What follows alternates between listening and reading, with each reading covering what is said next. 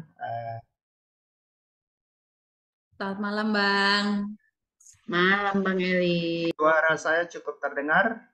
Mantap, Bang, terdengar. Oke, ya, terima kasih ya. Kita berharap malam hari ini kita akan berinteraksi dengan baik ya. Sebelum kita membaca, kalau belum dihafal ya, kalau udah dihafal sebutkan dalam hati masing-masing Esra 7 ayat 10 dan nanti Nehemia 5 ayat 1 sampai dengan 17 akan dibacakan oleh Kak Lusa dan juga Kak Erika. Tapi malam hari ini kita akan coba terlibat bersama ya. Kalau 2 kali pertemuan pertama kita bicara tentang Allah dan Esra dan Nehemia. Malam hari ini dari sana kita akan bicara tentang Allah dan kita. Jadi kita akan melihat korelasinya dengan kehidupan pribadi kita, dengan kehidupan keluarga kita, dunia kerja kita, masyarakat kita, gereja kita, bangsa dan negara kita, dan seluruh dunia. Jadi tadi Erika sudah memulai dengan tentang reformasi itu sendiri. Tidak pernah bisa dipisahkan dengan sang reformator. Ya, mari kita berdoa terlebih dahulu. Ya Tuhan, kami bersyukur kepadamu malam hari ini. Kembali kami boleh menikmati satu momen yang Tuhan sediakan bagi kami. Sekalipun kami bersekutu melalui Zoom, tapi karena kami percaya bahwa Allah yang maha hadir, Allah yang maha tahu, Allah yang maha menyelidiki dan mengenal kami secara pribadi. Dimanapun posisi kami di berbagai tempat, di berbagai belahan dunia saat ini. Kami sungguh sadar bahwa karena kami dan dunia ini adalah milik-Mu, adalah Engkau menguasai, Engkau tahu segala sesuatu apa yang sedang terjadi. Khususnya di tengah-tengah bangsa kami, masyarakat kami, gereja kami, keluarga kami, dan juga diri kami sendiri. Kiranya kembali malam hari ini ya Tuhan, Engkau boleh berkenan. Hadir menyapa kami dan mengingatkan kami satu hal yang menjadi kerinduan-Mu bagi kami. Berkaitan dengan topik yang kami renungkan kembali. Pikirkan hubungannya dengan kehidupan kami saat ini. Kami bersyukur karena Tuhan telah menganugerahkan kami teladan. Engkau sendiri dan juga tokoh yang telah Engkau pilih, Engkau siapkan di dalam sejarah. Esra dan Nehemia. Dan malam hari ini kami akan kembali di dalam sesi ini. Tuhan tolonglah kami untuk bisa melihat hal-hal penting yang membawa kepada hidup kami ditransformasi oleh-Mu, dan melalui pelayanan kami Engkau juga mengerjakan transformasi itu bagi seluruh tatanan dunia dimanapun Tuhan hadirkan kami. Terima kasih Bapa. Tenangkan hati dan pikiran kami, segala gangguan-gangguan yang membuat kami tidak fokus menikmati kehadiran Tuhan. Kiranya Tuhan sanggupkan kami untuk menikmati sapaan, firman-Mu, penerangan-Mu, pencerahan-Mu bagi tiap-tiap kami dengan seluruh kondisi hidup kami saat ini. Dalam nama Yesus kami berdoa. Amin. Ya, saudara-saudara, mari kita mendengar Kak Lusa membaca kembali Esra 7 ayat 10 dan juga nanti sebagian bab Nehemia 5 dan juga akhirnya nanti Erika. Silakan. Esra 7 ayat 10.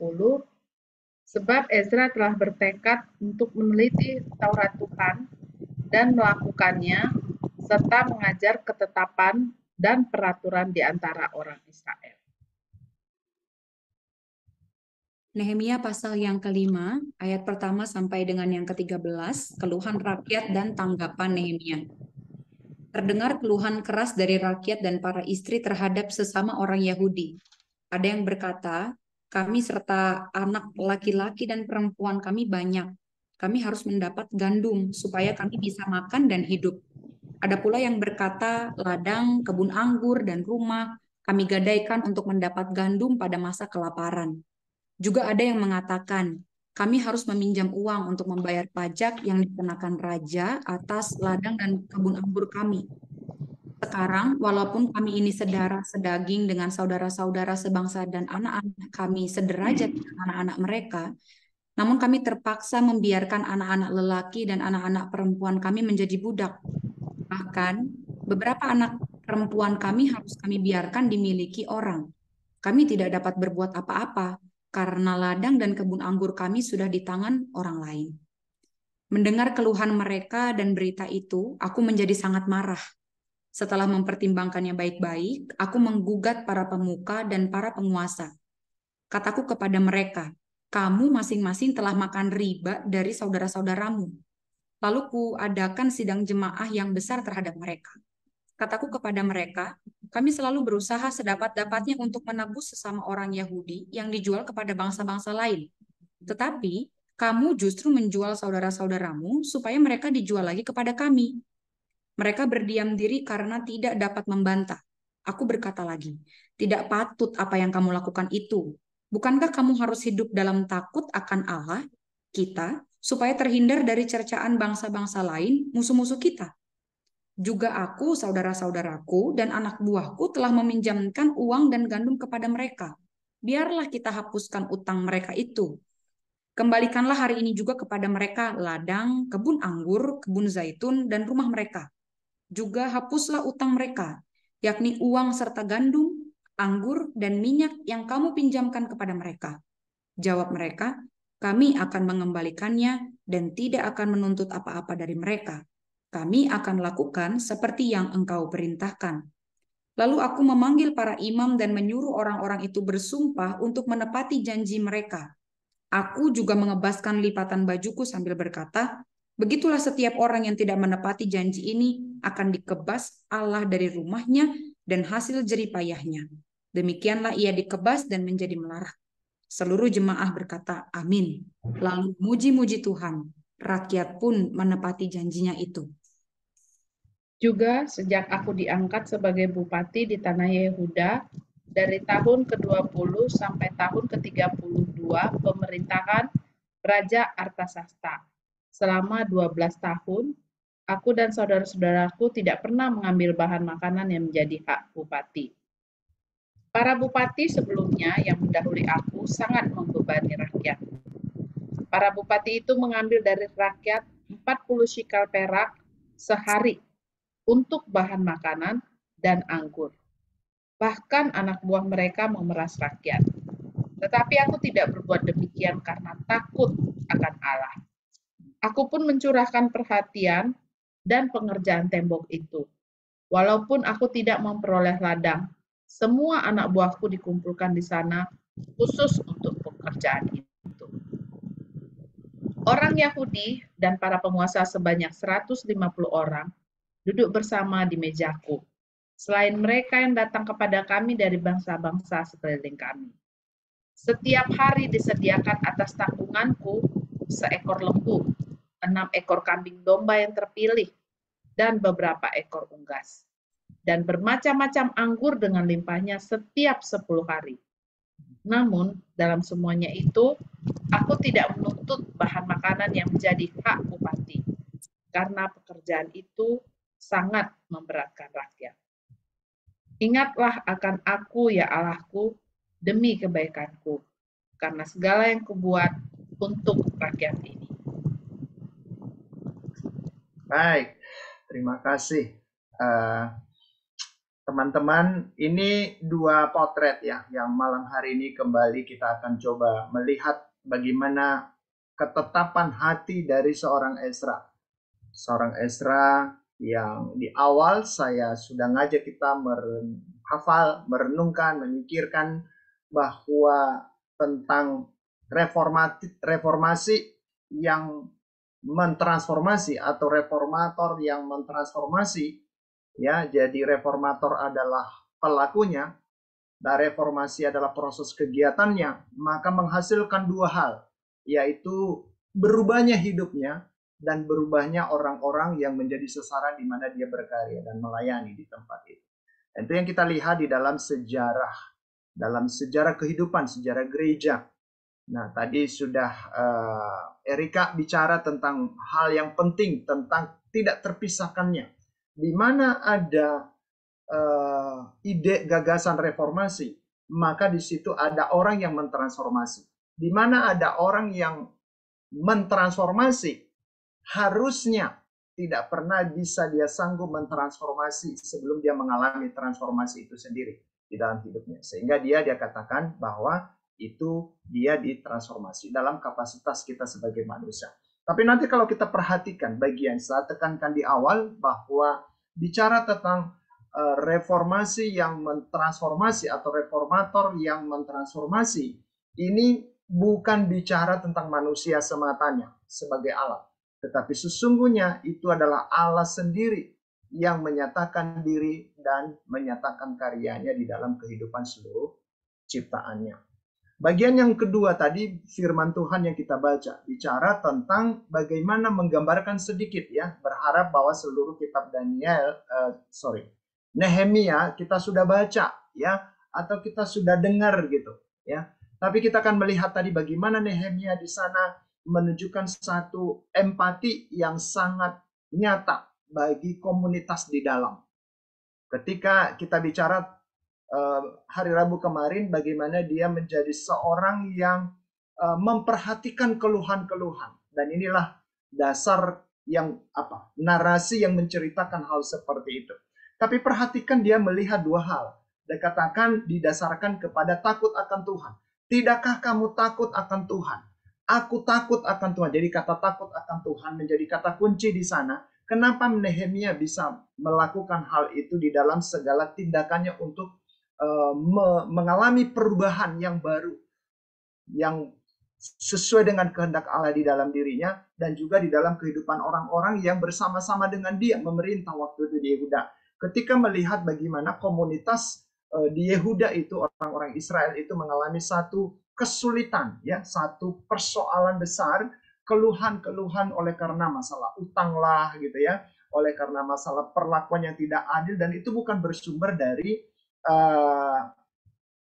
bangsa-bangsa lain. Ini bersumber dari masyarakat itu sendiri. Nah, perhatikan di sini, hari Rabu yang lalu kita bicara tentang bahwa tantangan atau ancaman itu selalu datangnya dari luar dan dari dalam. Itu berkorelasi.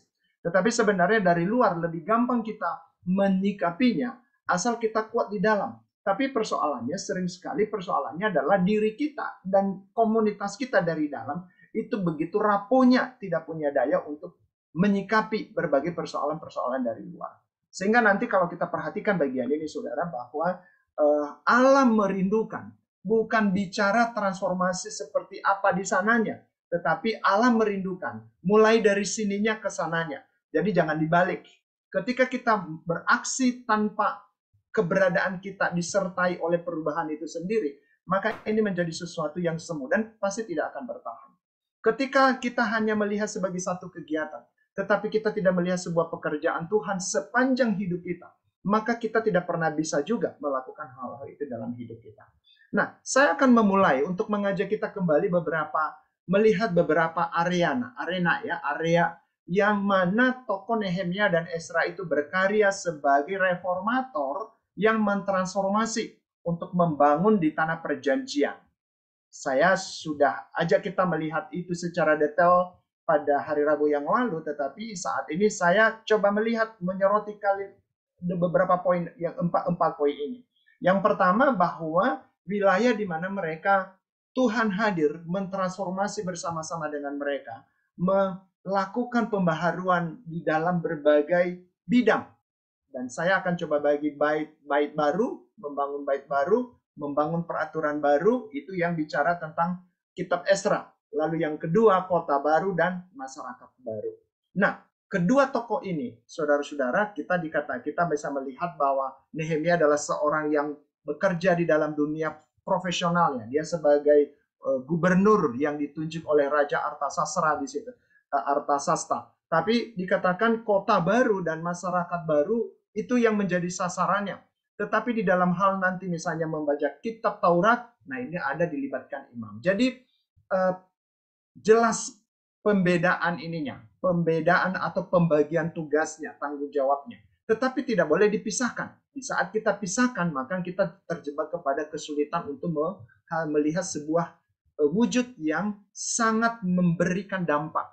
baik kepada pelakunya maupun kepada objek di mana pergerakan itu dilakukan oleh kita atau dalam hal ini oleh Ezra dan Nehemia pada waktu itu. Jadi 4 arena ini. Nah, saudara-saudara, saya mengajak kita untuk memikirkan malam hari ini, kira-kira mana bait baruku, mana peraturan baruku, mana kota baruku dan masyarakat baruku. Nah, implikasinya mulai dari diri sendiri, lingkungan keluarga, lingkungan gereja, lingkungan dunia kerja, lingkungan keadaan bangsa dan bangsa dan negara kita saat ini. Nanti kita bisa akan berdiskusi. Jadi saya harap saya hanya bicara setengah waktu, lebih banyak kita akan berdiskusi. Nah, ini hal yang kita bisa lihat. Jadi kalau kita perhatikan 4 arena ini, maka sebenarnya udah cukup lengkap lah sebenarnya apa yang mau ditransformasi di dalam kehidupan dulu dan juga dalam hubungannya dengan kehidupan kita sekarang, yang bicara tentang kehidupan yang sifatnya fisikal, ya, tetapi juga kehidupan yang paling mendasar sebenarnya adalah tentang bait baru dan peraturan-peraturan atau hukum-hukum Tuhan itu bagaimana dimaknai ulang. Jadi bukan hanya diketahui secara mekanis, bukan hanya menjadi sebuah tradisi karena mereka umat Allah. Demikian juga kita di dalam kekristenan kita. Tetapi Allah mau supaya melalui berbagai sarana, ya, kota baru dan masyarakat baru, ya, itu yang kita bisa lihat misalnya di dalam 2 Korintus 5 ayat 17. Ya, katakan, jadi siapa yang ada di dalam Kristus ia adalah ciptaan baru, yang lama sudah berlalu, sesungguhnya yang baru sudah datang. Ada satu kehidupan yang baru, ada satu lingkungan yang baru, ada satu status kewarganegaraan yang baru. Dan ditegaskan di sana itu bukan dari Paulus, tetapi dari Allah yang telah mendamaikan dirinya Paulus dan teman-temannya dengan Allah oleh Kristus, dan yang telah mempercayakan pelayanan pendamaian itu kepada Paulus dan teman-temannya. Nah, ini kita akan coba nanti berdiskusi di sekitar putar ini. Slide yang kedua. Saudara, kalau kita perhatikan di dalam bagian yang kedua, tolong slide-nya yang kedua. Halo. Lagi diulang, Bang. Slide yang kedua. Bentar ya, Bang. Oke, berarti saya buka saya punya dulu. Nah, kita lihat itu arenanya. Tapi kalau kita perhatikan bagian di dalam membreakdown arena-arena itu, kita akan melihat bagaimana hal itu bisa terjadi di dalam seluruh proses yang terjadi. Nah, disinilah kita perhatikan, kita tidak bahas secara detail kembali, bagaimana teladan hidup Ezra dan Nehemia sebagai reformator. Nah, saudara, kalau kita perhatikan beberapa hal yang sangat penting di sana, nah, yang sangat penting juga bagi kita, yang juga nanti kita bisa pikirkan sebagai acuan kita menghayati bahwa Allah ada di sini. Allah sedang menyapa kita. Allah sedang menyoroti kehidupan kita saat ini. Maka beberapa hal yang kita perhatikan dari hidup mereka adalah seorang yang dipakai Tuhan untuk menjadi temannya, menjadi mitranya, untuk mentransformasi, ya, atau untuk menjadi seorang reformator yang mentransformasi kehidupan umat. Maka tidak pernah bisa terlepas daripada pengenalan mereka akan yang begitu dalam tentang Allah itu sendiri. Nanti kita akan lihat siapakah Allah di dalam bagian mereka di dalam slide berikutnya. Pengenalan mereka akan Allah yang begitu dalam tentang Allah, baik tentang keberadaannya, tentang kedaulatannya, tentang janjinya, tentang jangkauannya, dan tentang segala sesuatu yang Allah nyatakan kepada mereka, bahkan yang mereka tidak bisa jangkau di dalam pemahaman mereka sebagai manusia yang terbatas atau sebagai ciptaan yang terbatas pada waktu itu. Tapi mereka menghayati, mereka adalah bahwa Allah yang hidup dan Allah yang mereka kenal adalah Allah yang mutlak, Allah yang sungguh-sungguh telah berkarya di dalam sejarah kehidupan dunia ini, ya, sejak penciptaan dan sampai pada waktu itu. Jadi mereka ingat akan hal itu. Pengenalan mereka akan hal itu akan dibuktikan dengan ketika mereka berdoa, atau ketika mereka menyatakan sebuah pengakuan, ketika mereka mengingatkan tentang apa yang telah dijanjikan oleh Tuhan. maka itu menunjukkan kedalaman pengenalan mereka akan Allah itu. Sehingga apa yang mereka minta, apa yang mereka mohon, apa yang mereka tunjukkan sebagai sesembahan mereka, penyembahan mereka, atau ucapan syukur mereka tentang Allah itu sendiri, itu tidak pernah akan terjadi di dalam sebuah kata-kata yang mekanis gitu. Tetapi itu terjadi karena mereka begitu dalam mengenal itu secara Allah itu secara pribadi. Sehingga ketika nanti di dalam kenyataannya mereka mengalami keberhasilan, maka mereka akan melihat bahwa itu bukan tentang saya yang berhasil, tetapi tentang Allah yang membuat berhasil. Ya, itu perhatikan ya. Ketika mereka mengalami ancaman, itu mereka tidak menjadi orang yang putus asa, tetapi mereka menjadi orang yang justru melihat situasi ini. Mereka melihat Allah yang jauh lebih besar, jauh lebih berdaulat, jauh lebih ampuh rekayasanya untuk boleh menolong mereka dalam perjuangan yang sedang mereka alami. Jadi pengenalan mereka yang begitu dalam tentang Allah itu sendiri. Nah, kenapa itu terjadi? Karena mereka memiliki sebuah relasi yang intensional dengan Allah di segala musim kehidupan. Nah, teman-teman, ini nanti yang akan coba kita refleksikannya dengan kehidupan kita. Relasi yang intensional dengan Allah itu di segala musim kehidupan. Jadi sebenarnya kehidupan kita tidak pernah bisa normal berjalan di dalam dunia yang sekarang ini tanpa kita menikmati dan mengalami hadirnya Allah, Sang Pencipta kita yang telah menyatakan diri hadir menyertai kita. Mungkin kita agak gimana, kurang mengerti itu di dalam pemahaman PL. Tetapi ketika kita melihat di PB gitu, ya, ketika dia mengutus murid-muridnya, ketika dia mengutus gerejanya untuk menjadi garam dan terang, untuk menjadi pemberita-pemberitaan kabar baik, Injil, misalnya di Matius ya, di Matius 28 gitu. Saudara-saudara dikatakan ingatlah aku menyertai kamu senantiasa sampai kepada akhir zaman. Dan kalau kita lihat narasi Yohanes yang di dalam Yohanes 1 ayat yang ke-14 di sana dikatakan bahwa firman yang menjadi manusia itu hadir berkemah bersama-sama dengan kita. Nah, ini yang kita singgung juga di waktu KTA kemarin. Jadi mau dikatakan bahwa ketika kita belajar tentang penghayatan hidup Allah sebagai pencipta dalam konteks perjanjian baru, itu sudah lebih real lagi. Bahwa ada dia bersama-sama dengan kita. Waktu itu kehadiran Tuhan Yesus secara personal, secara fisik. Tetapi ketika dia kembali ke surga, itu tetap lebih lengkap lagi sampai sekarang, yaitu kehadiran Roh Kudus di dalam peristiwa Pentakosta itu sendiri. Sehingga ini menjadi bukti-bukti sejarah kehidupan beriman. Bagaimana Allah yang telah mengaruniakan segala sesuatu di dalam kehidupan kita. Itu Allah yang tidak pernah meninggalkan kita. Bahwa kita tidak merasakan kehadirannya, itu bukan persoalannya di Allah. Itu persoalannya di kita. Mungkin ada yang lebih dekat dengan kita.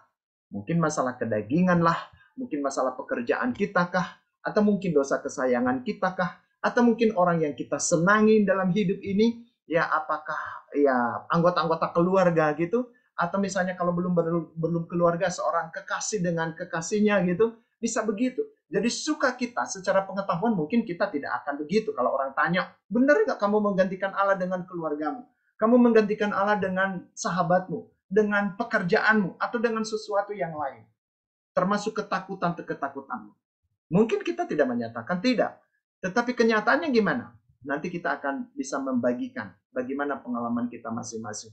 Tetapi kehadiran Allah yang mutlak itu adalah kehadiran yang hadir di segala musim kehidupan kita. Dan dapat kita rasakan, dapat kita alami itu di dalam sebuah relasi yang terus kita rindukan kepadanya. Jadi bagaikan seorang muda-mudi yang sedang merindukan seseorang. Maka mungkin kalau divisualisasikan, mungkin lihat fotonya, atau lihat bunyi WA-nya, atau pokoknya kita akan coba menciptakan, bahkan yang sebenarnya nggak bermakna pun kita maknai gitu. Benar nggak ya? Jadi kita yang sudah berkeluarga, atau kita yang sudah berrelasi dengan orang, pasti kita punya itu. Tapi ketika kita berjuang, kita kan nikmati sedemikian rupa.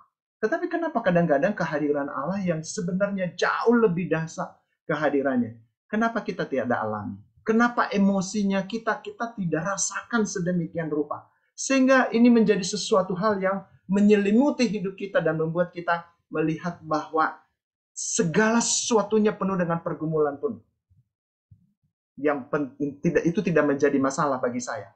Tetapi yang penting ada Allah bersama dengan saya untuk menjalaninya. Nah, itu terjadi ketika relasi yang intensional itu di dalam kenyataan hidup sehari-hari.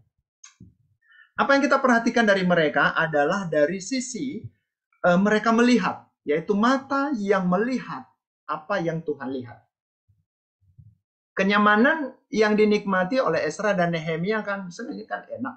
Ngapain lagi untuk lihat tentang bait Allah yang sudah terbakar, yang sudah temboknya rusak gitu. Itu orang-orang yang sedang di dalam tawanan, bukan hanya jadi tawanan, tetapi hidup dalam kesukaran. Itu ngapain? Siapa yang mau membawa mereka melihat itu? Saudara-saudara, di satu sisi kalau kita lihat Nehemia dari pasal 1, pasal 2, seakan-akan itu Nehemia so proaktif. Tetapi yang membuat Nehemia proaktif siapa? Itu Allah itu sendiri yang telah memilih dan menetapkan, mempersiapkan Nehemia sedemikian rupa. Untuk mulai dari ada sebuah kegelisahan, ada sebuah rasa di mana kayaknya kok hidup ini sudah begitu nyaman di istana raja, tetapi kok tidak tenang gitu. Sehingga dia cari informasi tentang Yerusalem, tentang saudara-saudara yang ada di sana. Siapa yang membuat itu? Saudara-saudara, pada masa itu kurang lebih sama juga dengan masa kita sekarang. Keegoisan kita, kita menikmati sendiri kenyamanan kita atau kepuasannya kita, apalagi kalau kita merasa kurang-kurang. Itu kadang-kadang tidak ada rasa gimana-gimana melihat di luar sana gitu. Orang yang sedang kesulitan, orang yang sedang terjajah di dalam hidupnya dengan berbagai kondisi atau berbagai sebab di dalam kehidupan kita. Tetapi disitulah perlu mata melihat seperti mata Allah melihat. Kadang-kadang terlewatkan persoalan-persoalan tentang diri kita. Kita merasa diri gimana gitu, udah cukup, sudah merasa kaya tentang hidup ini. Tapi itulah yang dikatakannya di dalam Wahyu itu ya, kepada jemaat Laodikia, dikatakan kamu kaya, tetapi kesungguhnya kamu miskin. Nah, oleh karena itu kamu harus membeli kain untuk membalut tubuhmu. Engkau telanjang gitu. Jadi kadang-kadang kita melihat diri kita dengan Allah melihat diri kita, dua kondisi yang berbeda. Dan harusnya kita memperhatikan hal itu, baik tentang diri kita maupun tentang dunia yang ada di sekitar kita melihatnya. Dikatakan marilah kita melihat Tuhan kasih matanya dalam mata kita, kasih hatinya dalam hati kita, supaya kita bisa sinkron. Apa yang Tuhan lihat baik, itu kita lihat baik. Apa yang Tuhan lihat itu jahat, kita lihat itu jahat. Dan di sanalah kita melihat nanti bagaimana Tuhan hadir di dalam kehidupan kita. Saudara-saudara, relasi yang intensional dan merasakan kehadiran Allah akan melatih otot-otot rohani kita untuk bisa melihat, mengalami hal-hal seperti ini. Bukan hanya dibicarakan di GCLC ini, tapi mungkin mulai malam hari ini, Tuhan, aku pengen punya mata seperti mata Tuhan. Tuhan, aku pengen punya hati seperti hati Tuhan. Aku pengen punya tangan seperti tangan Tuhan, kaki Tuhan. Ya, walaupun kita nggak bisa menggambarkan seperti kaki manusia atau tangan manusia tentang Allah. Tapi itu bahasanya. Ya. Jadi maksudnya bagaimana kita menempatkan diri di posisi Allah. Yang sebenarnya seharusnya disitulah kita harus mengambil posisi di dalam perjalanan hidup kita ini sendiri. Nah, karena kondisi seperti itu akan urut lagi ke bagian bawah lagi. Jiwa dan hati yang gelisah untuk peduli terhadap bait Allah dan umatnya. Nah, kenapa Nehemia dan Ezra digelisahkan oleh Tuhan untuk melihat hal-hal seperti ini? Dan dari situ nanti mereka melihatnya. Disitulah nanti raja-raja yang belum mengenal Allah Yahweh secara pribadi, walaupun bangsa itu pun misalnya Raja Kores, ya itu Raja Artasasta gitu, itu nggak mengenal Tuhan. Tetapi walaupun tidak mengenal Dia, itu mereka adalah miliknya. Itu dipakai untuk melihat bangsa yang umatnya ini untuk mendukung bagaimana usaha pembangunan bait Allah itu dan menolong masyarakat yang sedang di dalam kesulitan itu. Jiwa dan hati yang gelisah untuk peduli terhadap bait Allah dan umatnya. Ini menjadi sebuah kenyataan yang dialami oleh orang-orang yang dipakai Tuhan untuk mentransformasi melalui karya nyata reformasi yang mereka lakukan pada waktu itu.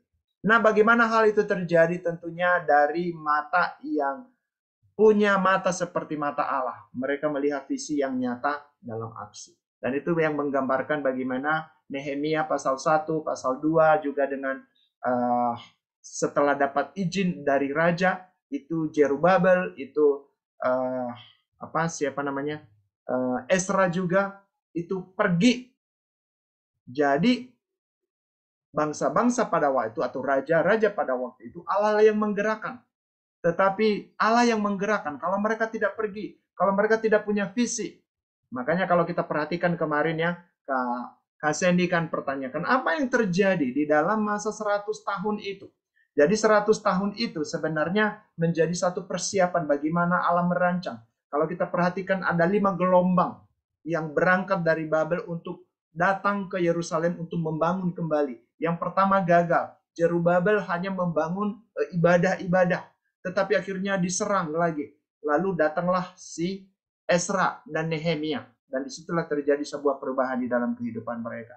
Nah, saudara-saudara, ini kita akan melihat menjadi sebuah sesuatu yang sangat menarik ketika nanti kita akan melihat bahwa tindakan reformasi ini adalah tindakan Allah di dalam kehidupan orang-orang yang hidupnya menyatu dengan Allah. Persahabatan yang mendatangkan pertolongan sebagai rekayasa Tuhan. Nah, ini poin apa ini yang saya maksud di sini? Perhatikan saudara-saudara, walaupun sadar Ezra dan Nehemia bahwa bangsa-bangsa yang sedang menjajah umat Allah pada waktu itu adalah bangsa-bangsa yang dipakainya tapi tidak mengenal Dia. Tetapi mereka hidup di tengah-tengah bangsa seperti itu.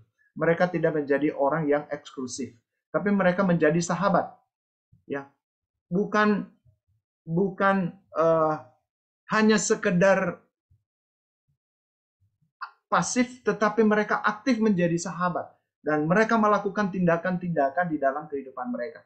Kita ingat bagaimana seorang Samaria yang murah hati itu bisa memberikan pertolongan, itu dia mencari sahabat.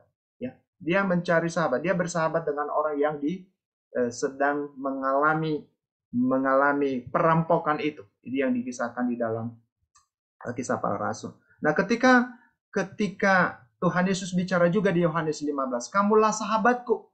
Jadi Kristus menjadi sahabat bagi kita. Maka pola untuk menjadi sahabat ini juga menjadi hal yang penting. Ya. Persahabatan yang mendatangkan pertolongan sebagai rekayasa Tuhan.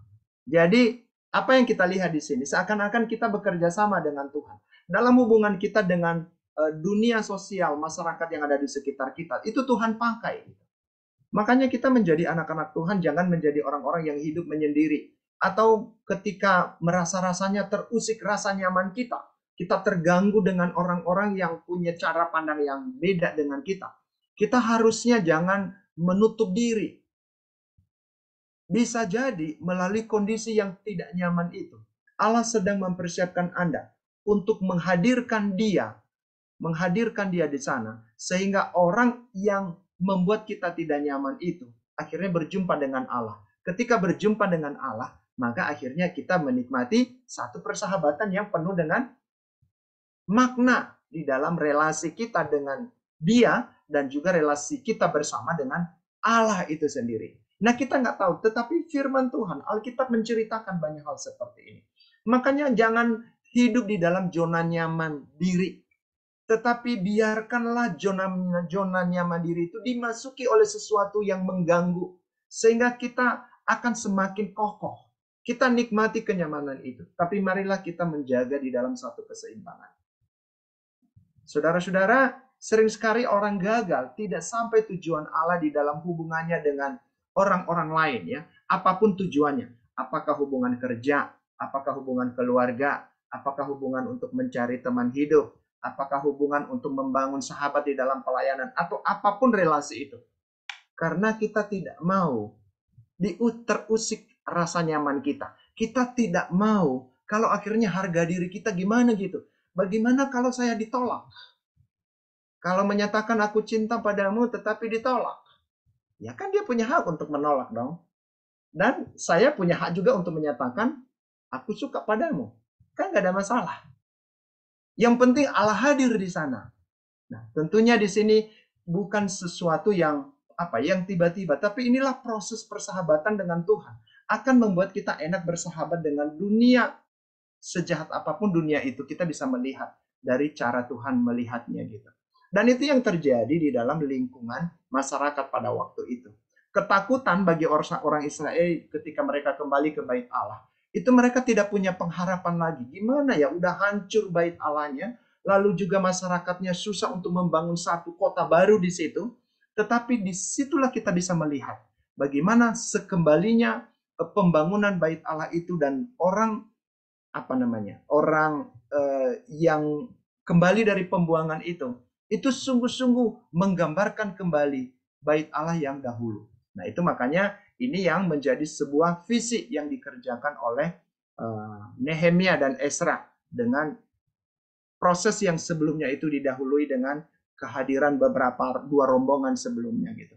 Persahabatan itu menjadi penting sehingga nanti dia bisa mendapatkan apa? Surat izin, dia mendapatkan kayu, dia mendapatkan emas, dan mendapatkan yang lain-lain. Bahkan melalui persahabatan pun yang tadinya mungkin musuh atau setengah musuh, itu jadi sahabat untuk membangun tembok Yerusalem itu sendiri. Jadi kita lihat sekarang ya, bagaimana perhelatan perpolitikan di Indonesia saat ini.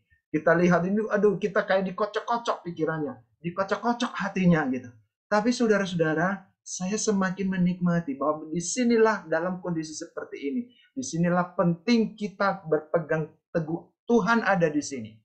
Ya, Tuhan, apapun mungkin kejahatan dari pihak sana, dari pihak situ, atau dari pihak sini, dari pihak sononya, itu kejahatan, kita nggak tahu apa yang sedang terjadi. Tetapi ingatkah bahwa Allah tidak pernah mereka-reka yang jahat. Manusia mereka-reka yang jahat, tetapi Allah selalu mereka-reka yang baik. Dan apa buktinya? Itu yang dialami oleh seorang namanya Yusuf. Itu yang dialami oleh seorang Daniel. Dan ini yang bersama yang semasa dengan Nehemia dan Ezra ini di pembuangan. Kita akan melihat hal seperti itu. Atau pengalaman iman kita sendiri juga. Kadang-kadang kita lupa akan hal itu. Kadang-kadang kita hanya mengingat kesusahan-kesusahan. Tetapi pernah nggak ingat ketika kita susah, ketika kita mengalami depresi, stres di dalam hidup ini, berbagai sumber, kita akan melihat ketika kita melewatinya, ini kita naik setingkat dari kehidupan kita sebelumnya. Itu kenapa terjadi? Kalau hanya kekuatan kita atau kalau hanya kita menghayatinya sebagai nasihat orang lain, maka itu akan hilang dengan sendirinya. Tetapi kalau kita lihat melalui itu orang Tuhan pakai, dan akhirnya sebenarnya sumbernya adalah Allah yang telah memulai dan melakukan itu dalam hidup kita, dia akan terus melakukan itu di dalam hidup kita secara pribadi. Maka penyerahan diri tidak pernah akan ada istilah berhenti, menyerahkan diri kepada Tuhan. Menjadikan ancaman sebagai jalan semakin mengandalkan Tuhan. Nah, ini yang kita lihat di dalam penguraian hari Rabu yang lalu. Berempati atas keluhan dan keadaan komunitas yang mengalami masalah. Tadi kita sudah baca itu ya, saya sudah katakan juga di awal ya, itu saya sengaja tadi mengajak melihat gambaran itu. Lalu yang selanjutnya mengenal potensi dan memberdayakan dengan tepat secara maksimal komunitas di mana dia sedang ajak terlibat di dalam pelayanan itu sendiri. Tolong slide yang kedua. Saudara-saudara, kita perhatikan bahwa di dalam bagian itu kita akan melihat bahwa segala sesuatu bukan berpusat dimulainya dari diri seorang Ezra dan Nehemia. Tetapi segala sesuatu dimulai dari Allah. Dimulai dari tindakan Allah yang Allah taruh di dalam hati seorang Ezra dan Nehemia sebagai reformator pada waktu itu. Saudara-saudara, pengenalan mereka akan Allah akan memberikan mereka kemampuan untuk bisa mampu menggunakan segala musim kehidupan sebagai wadah untuk berjumpa dengan Tuhan secara pribadi dan membawa orang-orang yang dipimpin kepada pengenalan yang benar akan Tuhan. Membangun kerjasama yang baik dalam komunitas. Nah, perhatikan kalimat ini, sekali lagi saya baca, mampu dengan segala kondisi yang telah disiapkan oleh Allah bagi Ezra dan Nehemia. Memampukan dua orang ini menggunakan segala musim kehidupan sebagai wadah atau sebagai keadaan di mana mereka berjumpa dengan Tuhan secara pribadi dan membawa orang-orang yang dipimpinnya dalam pengenalan akan Tuhan. Saudara-saudara, transformasi atau reformasi yang mentransformasi itu bukan bicara tentang apa yang kita katakan diikuti oleh mereka. Tetapi apa yang kita katakan diikuti oleh mereka dan dampaknya itu membawa kita dan mereka untuk semakin mengenal Tuhan, mengalami perjumpaan dengan Tuhan. Kenapa? Itu nanti yang akan kita lihat di dalam bagian berikutnya, bahwa bagaimana sebenarnya Allah yang terlibat di dalam transformasi kehidupan itu, yang membangun kota baru, membangun hukum baru, membangun bait baru dan membangun masyarakat baru, itu adalah pekerjaan di dalam hidup orang-orang yang dipakai Tuhan menjadi reformator yang mereformasi, yang mentransformasi kehidupan orang-orang pada waktu itu. Nah, kalau kita perhatikan saudara, dalam 4 tahap di dalam 4 tahap mereka datang ke Yerusalem. Kita perhatikan itu. Nah, ini yang kita lihat di hari Jumat yang lalu. Jadi ada 4 rombongan ya. Rombongan yang pertama dipimpin oleh Sesbasar ya, itu di Esra pasal 1. Ya, seizin Raja Kores ya, tahun 538 sebelum Masehi. Rombongan yang kedua yang dipimpin oleh Zerubabel ya. Yang dipimpin Zerubabel itu fokus membangun ibadah, tetapi tidak bertahan lama karena masih banyak pergumulan-pergumulan yang akhirnya membuat mereka kalah juga. Nggak bisa lagi tidak bisa mereka nikmati. Tapi selanjutnya, ini dalam sebuah proses yang terus rombongan yang lebih besar, ya, yaitu rombongan Esra. Itu terjadi pada tahun 458 sebelum Masehi. Itu Esra 7 sampai 8. Tapi rombongan yang terakhir, yaitu rombongan yang dipimpin oleh Nehemia, itu di abad 445 sebelum Masehi. Nehemia 1 sampai 2. Dia diutus Raja Artasasta, Raja Persia. Nehemia diangkat sebagai gubernur Yehuda dengan peran melaksanakan pembaharuan di bidang sosial dan agama pada waktu pembacaan Taurat dan pembaharuan janji antara Allah dan Israel, yang di sini kita bisa melihat kerjasamanya dengan Esra pada zaman itu. Nah, saudara-saudara, kelihatannya rombongan yang terakhir itu tidak terjadi tanpa persiapan-persiapan. Dan kalau kita perhatikan rombongan pertama, kedua, ketiga, apakah itu dianggap gagal? Tidak. Mungkin di dalam kalkulasi manusia ini sebuah kegagalan, tetapi itu adalah sebuah jembatan bagi Tuhan untuk mempersiapkan untuk bagaimana pembangunan bait Allah dan komunitas yang sesungguhnya itu terjadi pada waktu yang telah ditetapkan Allah bagi umat Israel itu sendiri. Nah, siapakah Allah yang mereka kenal yang terlibat di dalam transformasi itu? Perhatikan saudara, dikatakan dia adalah Allah yang bersumber, ya, menjadi sumber, bersumber, berproses, dan berpusat kepada Allah sebagai pelaku. Nah, ini kita lihat ini, teman-teman. Kalau kita memiliki satu kerinduan di dalam hidup kita, mentransformasi potensi yang sudah ada semakin besar, semakin berdampak untuk memperbaharui hidup kita dan untuk menolong jadi berkat bagi orang lain. Perhatikan, itu bukan karena bisa-bisanya kita. Nanti kabar baiknya di sini adalah bukan karena kita melihat bagaimana teladan Esra dan Nehemia yang begitu hebat itu, tetapi kita akan melihat di sini teladan Nehemia dan Esra yang mana Allah hadir di situ. Dan kalau kita dikatakan adalah Esra dan Nehemia zaman ini, saudara-saudara, Allah yang sama adalah Allah yang sanggup melakukan berbagai terobosan transformasi itu di dalam kehidupan kita. Kenapa? Karena dia sumber, dia terlibat di dalam proses, dan dia menjadi pusat yang menjadi pelaku daripada pembaharuan itu sendiri. Ya, itulah yang kalau kita lihat ayat hafalan yang ketika kita memulai kebaktian atau mengakhiri kebaktian ya, di dalam Roma berapa itu? Roma 11 ayat 36. Sebab segala sesuatu dari dia, oleh dia, dan kepada dia, bagi dialah kemuliaan sampai selama-lamanya. Di sini kita akan melihat bahwa kebesaran Allah menjadi sesuatu yang membuat kita harus maju di dalam hidup kita yang terbatas ini. Mungkin jatuh bangun di dalam menghadapi realita dosa. Mungkin jatuh bangun di dalam menghadapi berbagai pergumulan-pergumulan apapun itu. Pergumulan pribadi, pergumulan karakter kita, pergumulan dalam dunia pekerjaan kita, apapun. Dikatakan yang paling membuat kita mengalami malapetaka dalam hidup ini bukan karena itu semua, tetapi karena absennya Allah, kita tidak nikmati dalam hidup kita. Absennya kita tidak berjalan bersama-sama dengan Allah. Itulah yang dikatakan oleh Rasul Paulus ketika dia bicara kepada jemaat Roma dalam Roma pasal yang ke-8 itu, ya, ayat 31 dan 32. Ketika dia paparkan bahwa yang menderita, yang bergumul, dikatakan orang-orang yang percaya kepada Tuhan pun itu mengalami penderitaan seperti perempuan sakit bersalin gitu. Tetapi kita perhatikan bagaimana dia menyatakan dirinya, dia turut bekerja. Itu Roma 8:28 ya.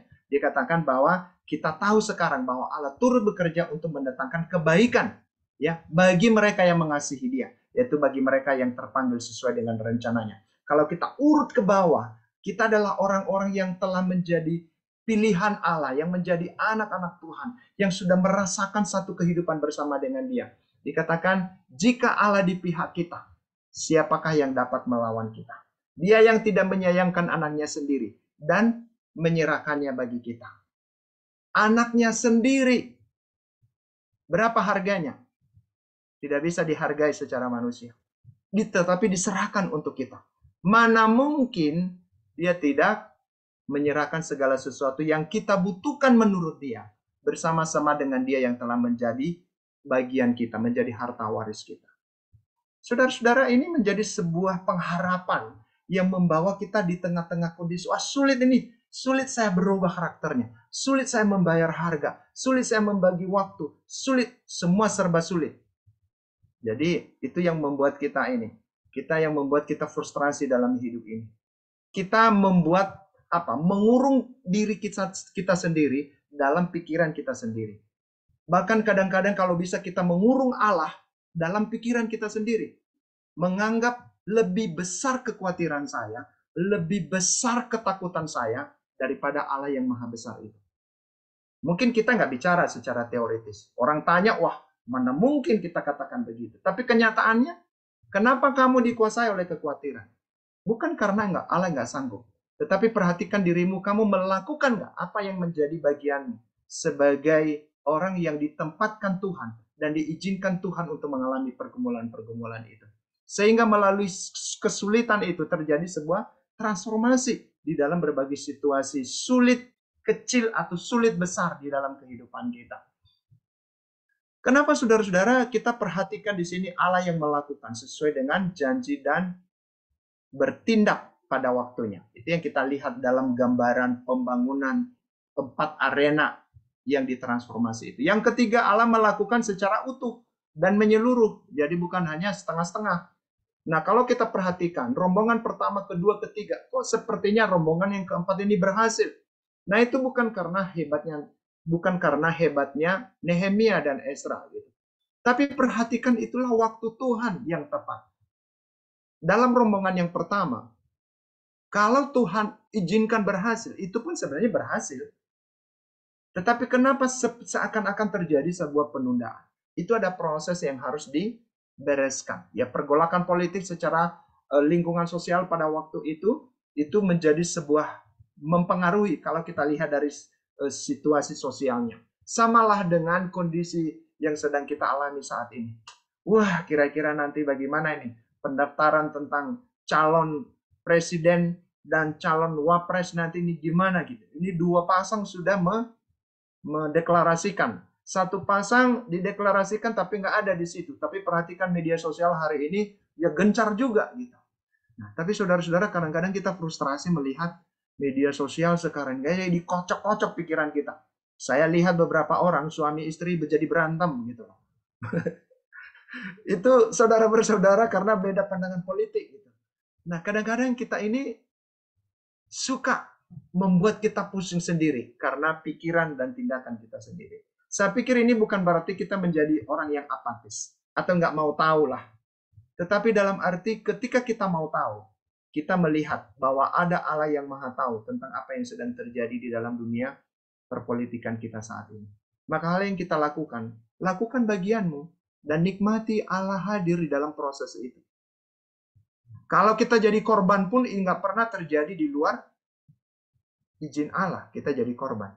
Ya enggak? Jadi sebenarnya kita jadi akhirnya kita punya optimisme. Kita melihat di sini kira-kira apa yang terjadi. Jadi cuman kadang-kadang kita ini jadi pengamat kan. Kayaknya kita lebih melihat kita ini lebih tahu segala-galanya tentang pasangan ini, tentang pasangan ini, tentang pasangan ini. Atau ketika mereka melakukan berbagai proses yang kita nggak tahu di belakang layar gitu. Seakan-akan kita ada di situ. Dan akhirnya kita menginterpretasikan berbagai arti-arti. Saya pikir oke lah, kita memang manusia yang suka menafsir. Tetapi hati-hati jangan kebablasan. Apalagi menafsirnya pun hanya dengan emosi. Ya hanya dengan dengan berbagai relasi-relasi sosial. Tapi di balik itu marilah kita melibatkan Tuhan. Tuhan, bahwa saya melihat apa yang engkau lihat dalam realita kehidupan masyarakat yang sedang saat ini, sedang panas-panasnya suhu-suhu politik dalam berbagai ini. Saudara-saudara, dari sanalah kita belajar seperti Nehemia, kita menjadi orang yang mendoakan, menjadi orang yang mendoakan diri kita dan mendoakan suasana yang ada di sekitar kita. Allah mempersiapkan orang-orang yang dia pakai untuk menggenapi rencananya. Jadi itu tidak dengan tiba-tiba. Kadang-kadang kita dalam keterbatasan kita sebagai manusia, saudara, itu kita akan melihat bahwa itu secara kebetulan. Tetapi ketika kita meyakini seseorang atau sesuatu yang kita hadapi atau kita alami, kita terima dalam hidup kita, itu dari cara Tuhan melihat. Itu tidak tiba-tiba. Dan harusnya juga kita melihat diri kita. Saya dipersiapkan untuk satu visi, untuk satu tujuan. Saya dipersiapkan menjadi seorang pekerja yang baik. Saya dipersiapkan untuk menjadi seorang pelayan yang baik. Saya dipersiapkan untuk menjadi seorang sahabat yang baik. Saya dipersiapkan menjadi seorang teman hidup yang baik. Walaupun belum tahu siapa teman hidupnya.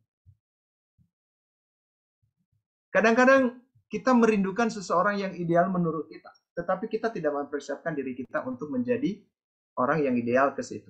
Kita merindukan sebuah keluarga yang kita mau berusaha untuk membangun pun belum tentu bisa terbangun. Ya karena ada faktor X yang akan mempengaruhi. Tapi bagaimana kalau kita sendiri pun kita menjadi orang yang pasif? Ya udahlah, datang turun dengan sendirinya nanti. Kalau nanti sudah kepepet, ya nggak memenuhi syarat pun nggak apa-apa. Dalam hal mencari pekerjaan, dalam hal mencari sahabat, dalam hal bagaimana mengatasi berbagai pergumulan-pergumulan di keluarga. Saudara-saudara, siapapun kita terlibat dengan hal itu. Tapi di dalam kondisi seperti itu perhatikan bahwa ada satu pribadi yang mutlak yang tidak pernah terbatas untuk memberikan kita pertolongan. Maka malam hari ini juga mintalah dia mempersiapkan diri kita untuk sesuatu yang telah direncanakannya bagi kita. Allah bersama dengan mereka di segala musim saat berkarya. Allah tidak pernah meninggalkan mereka. Saudara-saudara, ini menjadi sebuah hal yang dialami oleh orang-orang ini. Sehingga mereka mengalami satu semangat. Kalau ada tantangan, kalau ada pergumulan, kalau ada musuh, termasuk ketika direkayasa itu bagaimana Nehemia itu mau dibunuh gitu. Ya kan? Tapi Nehemia dalam hikmat Tuhan dia bisa menyikapi itu dengan baik. Nah, kalau kita lihat secara cepat ya, teman-teman perhatikan kenapa terjadi hambatan-hambatan di dalam realita transformasi itu sendiri. Dan mungkin juga ini hal-hal yang terjadi dalam diri kita, gitu ya, dan diri orang-orang yang bersama dengan kita. Saya mencatat beberapa hal di sana, saudara.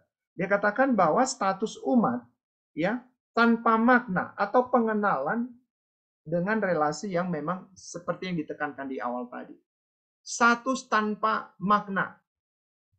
Saya seorang pekerja, tetapi saya nggak bisa memaknai pekerjaan itu sendiri. Saya seorang anak Tuhan, tetapi statusnya sebagai anak Tuhan, tetapi makna sebagai anak Tuhan tidak membuat hidup saya diperlengkapi dengan berbagai cara di situ.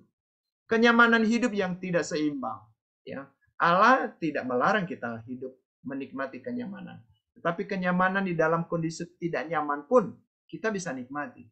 Nah, apa yang membuat itu terjadi dengan kehadiran Tuhan dan apa yang diizinkan kita nikmati dalam hidup itu. Apalagi tantangannya, musuh yang menghambat ya gerakan atau gerakan pembaharuan itu atas bait baru, hukum baru, kota baru, dan masyarakat baru. Yang selanjutnya, semangat legalisme yang membesarkan atau membangun kerajaan sendiri, ya, berselimutkan kerajaan Allah. Jadi mengaku-ngaku ini demi Tuhan, tetapi sesungguhnya terselip motivasi yang terdalam, yang mungkin banyak orang tidak tahu, tetapi Allah tahu. Ini demi saya. Saya mau bekerja demi siapa? Mungkin demi saya, demi keluarga. Iya, dampaknya itu. Tetapi kalau kita menghayati pekerjaan kita adalah pekerjaan di mana kita melayani Tuhan, maka di sana kita akan memiliki semangat yang sedemikian rupa. Di saat kita meraih sesuatu apa yang kita rindukan dalam hidup kita, bukan karena semata-mata kebutuhan saya, tapi karena saya diberi kesempatan oleh Tuhan untuk menggumuli hal-hal ini dalam hidup saya, maka saya akan menjadi orang yang akan bersemangat. Sekalipun gelap, tidak terlihat seperti apa nanti itu ke depan. Yang seterusnya, saudara, dikatakan yang terakhir dikatakan pelayanan yang tidak bersatu dan tidak menyenangkan. Jadi kita bekerja sendiri-sendiri, berjuang sendiri-sendiri. Nah, kalau kita lihat ya, keberhasilan fenomena ini, pencapresan ini, perhatikan, kan kelihatan kerjasamanya kan? Ya enggak? Dari antara partai siapa, partai pendukung siapa, gitu. Partai pendukung siapa, kan kelihatan. Ya walaupun itu, ya kita nggak tahu kerjasama, tapi inti kerjasama itu ada, muncul di sana. Sesuatu cita-cita, sesuatu yang menyenangkan. Ya, saudara-saudara, kalau saya tonton tadi malam itu bagaimana seorang pendukung Projo itu membuka bajunya di depan sidang komunitas pendukung PDIP gitu, kekecewaan kepada pemimpin yang saat ini karena tindakan yang terjadi belakangan ini. Sejarah belum selesai. Jadi ini hal-hal yang ekstrim sekali ya. Jadi ini kenyataannya. Tapi saudara-saudara, kalau kita lihat bahwa itu semua terjadi karena ada kerjasama, benar. Nah, kenapa kita sering sekali kita udah lihat visi Allah tentang hidup kita, tentang pelayanan kita. Kenapa dalam kenyataannya kita tidak bisa membangun kerjasama yang baik? Mari kita pikirkan hal ini nanti saudara-saudara ketika kita melihat bahwa bagaimana kita membuat pembaharuan itu terjadi di dalam gerakan bersama-sama. Yang selanjutnya, umat yang menjadi penikmat hanya menjadi sekedar penonton, tidak memiliki beban untuk terlibat. Ya, jadi kita suka menikmati hasilnya, tetapi kita tidak mau terlibat di dalam proses bagaimana hasil itu terjadi. Nah, sebenarnya kadang-kadang ya ini karena ya itu kan urusannya dia, itu secara organisasi kan, secara pelayanan itu kan tanggung jawab job desk-nya dia. Tapi kalau kita melihat itu dari perspektifnya Allah, bahwa Allah percayakan seorang tim resmi untuk mengelola pelayanan. Tetapi di dalamnya kita terikat sebagai bagian yang bisa melayani bersama-sama dengan mereka. Kenapa kita tidak menjadi orang yang proaktif untuk melakukan bagian kita? Secara sederhananya, teman-teman perhatikan bagaimana GCLC ini semakin turut ya. Di dalam malam hari ini kita tinggal 21 orang. Tapi lebih enak nanti juga diskusinya gitu. Tapi saudara-saudara, ini bukan hanya urusannya Kak Tias gitu, atau Kak Lu sekali dia atau tim Diva. Tapi ketika kita menikmati bagian ini, atau ketika kita mau terlibat, kita akan mendoakan, kita akan mengajak orang lain. Nah, kadang-kadang saya terharu juga melihat Bang Togi sendiri, dia share dari Riaksana itu kepada grup-grup di mana saya ada di situ. Tapi saudara-saudara, disinilah kita melihat bahwa kita tidak boleh menempatkan diri kita hanya sebagai orang yang menikmati hasil. Tetapi mari kita menempatkan diri kita menjadi orang yang terlibat untuk melakukannya. Kenapa? Kita nggak tahu seperti apa hasilnya. Tetapi ketika kita terlibat di dalam sebuah proses pun, di sana kita menikmati bagaimana jejak-jejak Allah melakukan hal-hal yang sangat membuat perubahan itu terjadi. Kita mengambil bagian. Yang terakhir, tidak memiliki semangat dan daya juang bersama. Ya. Jadi kenapa demikian? Karena kehilangan visi, kehilangan kekuatan, ya sudah menjadi rutinitas. Ini menjadi hal-hal yang akan kita pikirkan. Terakhir, sebelum kita masuk dalam diskusi, ini baru 8:12 ya. Berarti masih berapa kali, kalau sampai jam 9 masih ada 40 menit. Jadi tidak boleh semua yang ada di sini tidak berbagi, ya, berespon, menanya, menambahi, dan membagi pengalaman. Nah, ini yang ketiga. Dan ini yang saya minta kembali Rika Deborah Borulimbong membacakan 3 refleksi terakhir malam hari ini. Silakan. Ya, terima kasih Bang Eli. Sungguh paparan yang sangat komprehensif dan holistik. Jelah. Ya, baik kakak abang sekalian, ada 3 Ayo. refleksi yang disediakan oleh Bang Eli. Harapannya kakak abang bisa berbagian untuk boleh sharing ya. Yang pertama, alumni dipanggil Tuhan untuk berperan sebagai reformator yang mentransformasi pada zaman ini. Transformasi hanya terjadi atas diri orang yang telah mengalami transformasi hidup di dalam Tuhan untuk melahirkan aksi nyata dalam seluruh aspek kehidupan. Ini kita bahas satu-satu atau Ya aku baca baca? dulu, Oke, baca baca dulu dulu ya. supaya Oke, Bang. nanti ini dari situ diskusinya mau bicara poin 1, poin 2, poin 3 terserah. Oke, Ini yang bebas. kedua baik. Yang kedua adalah kalau kita melihat realitas keluarga, gereja, bangsa atau dunia, maka hal apa saja yang membutuhkan sentuhan Tuhan melalui hidup kita sebagai reformator yang mentransformasi, dan kemudian ini Bang Eli ada berapa tanda seru nih, berikan contoh-contoh konkret. Nah, ini tantangan sekali pertanyaannya ya. Kemudian yang ketiga, yang terakhir adalah apa saja hambatan-hambatan yang mungkin dihadapi dan bagaimana hambatan itu bisa terjadi menjadi kesempatan, hambatan itu bisa menjadi kesempatan untuk berperan maksimal seperti teladan daripada Nehemia. Tapi sebelum kita menjawab refleksi-refleksi itu, Bang Eli ada pertanyaan dari Ya, salah satu partisipan ya, bahwa tadi katanya Abang bilang Nehemia itu salah satu teladan Nehemia dan Ezra adalah jiwa dan hati yang gelisah untuk peduli terhadap bait Allah dan umatnya. Nah, sebesar apa kita perlu gelisah dan peduli untuk bisa mereformasi suatu keadaan? Kadang-kadang kegelisahan atau kepedulian kita bisa kalah dengan kerusakan yang dialami ketika mereformasi keadaan, apalagi kalau menimbulkan pertengkaran dan perpecahan, sehingga menimbulkan tidak ada damai sejahtera karena banyak friksi yang dihadapi. Bagaimana kita bisa membedakan friksi atau kesulitan ketika mereformasi ini berasal dari Tuhan atau tidak? Gitu Bang, pertanyaannya. oke. Langsung saya jawab atau mau dijawab dulu yang lain? Sepertinya ini dijawab dulu Bang, baru kita nanti bicara yang di-sharekan ke yang Ya. lain. Maksudnya pertanyaan ini jangan langsung saya menjawab, yang lain Ah, ada yang mau merespon. oke, karena pertanyaan langsung. Logika, Ya, barangkali Isaka, kakak abang ada yang mau menanggapi atau pernah berada di kondisi gimana itu? seperti ini. Aku rasa ini mirip juga ya sama refleksi ketiga mengenai hambatan. Karena kalau reformasi kan pasti kalau mau melakukan sebuah perubahan kan pasti ada yang tidak setuju begitu ya, ada Ya, yang ya. nggak satu pemikiran gitu. Nah ini kakak abang barangkali ada yang mau berbagi, pernahkah mengalami kondisi seperti ini dan bagaimana cara mengatasinya? Atau pertanyaannya membedakan friksi atau kesulitan ketika reformasi ini berasal dari Tuhan atau tidak begitu. Silakan. Bang Togi, ini semua terganggu ininya ya, terganggu zoomnya ya, makanya tutup wajah semua ya. Aduh. Kalau dibilang masalah kegelisahan itu kelihatannya memang kondisi spiritual kita yang sangat menentukan apakah kita betul-betul sensitif dengan kebutuhan orang lain atau tidak gitu. Aku lihatnya seperti itu. Kelemahan kita dekat dengan Tuhan dalam artian kita sungguh setia dalam saat teduh kita mendoakan yang lain, maka sensitivitas kerohanian kita juga makin tajam gitu.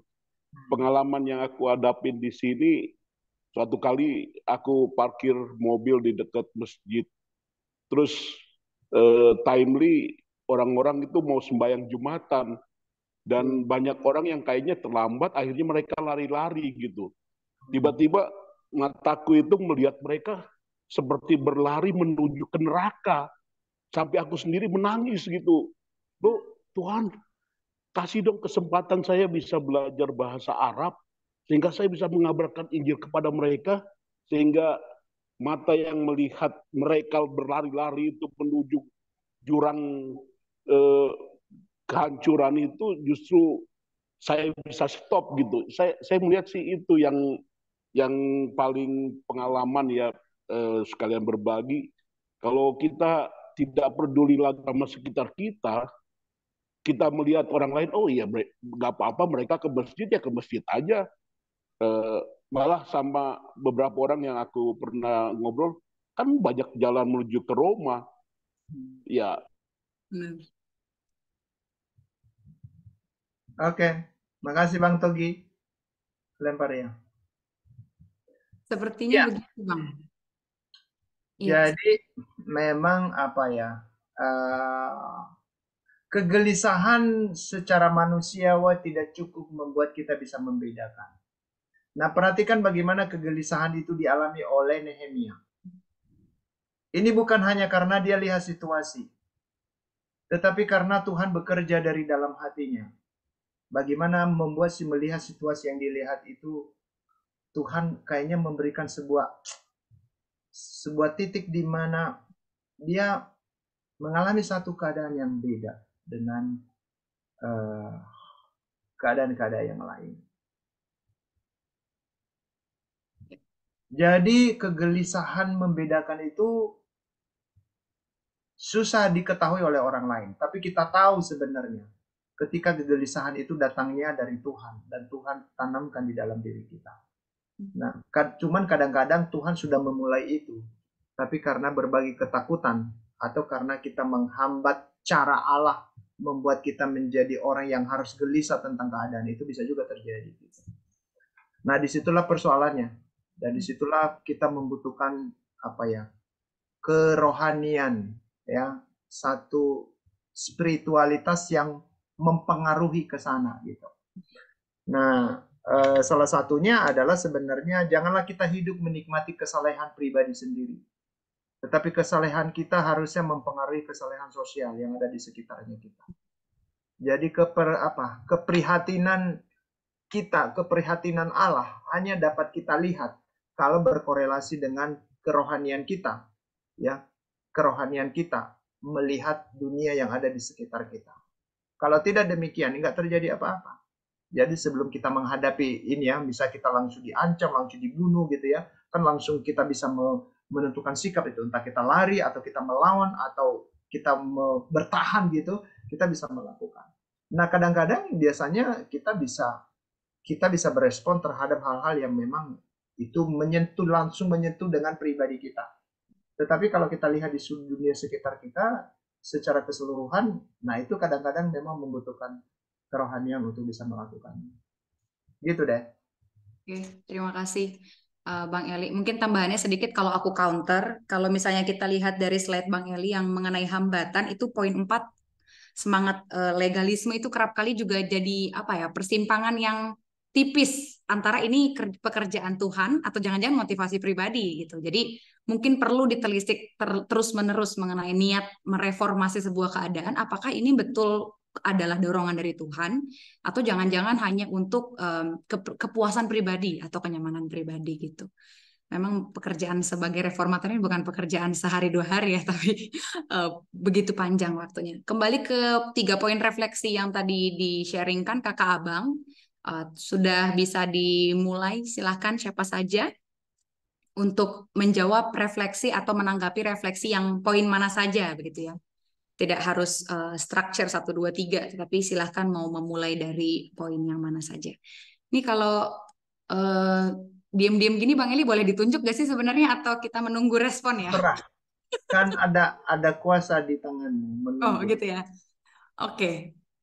Saya coba minta izin dulu nih kepada Dival. Ini kira-kira boleh nggak ya ditunjuk atau menunggu kesediaan? Boleh deh, boleh. Nggak Oh apa-apa. oke. Langsung Terima aja. kasih Kak Luce. Iya. Boleh aku meminta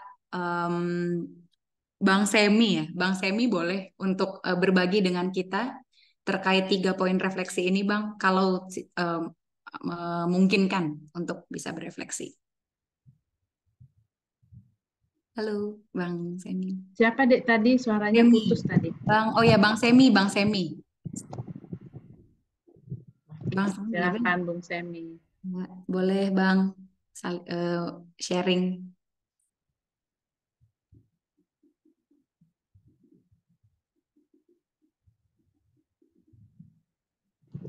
Kayaknya mic-nya sudah buka sih, cuma suaranya belum kedengeran.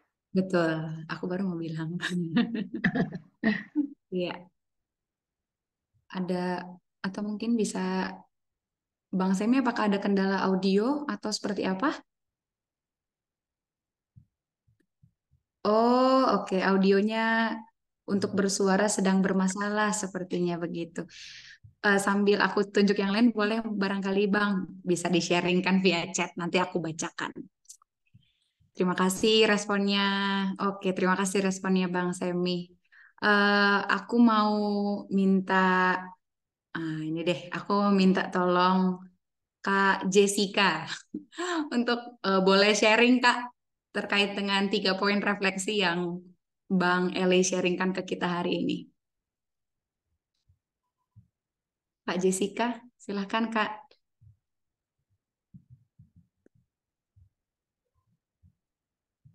Apakah ada gangguan juga audionya? Atau bisakah Kak Jessica merespon?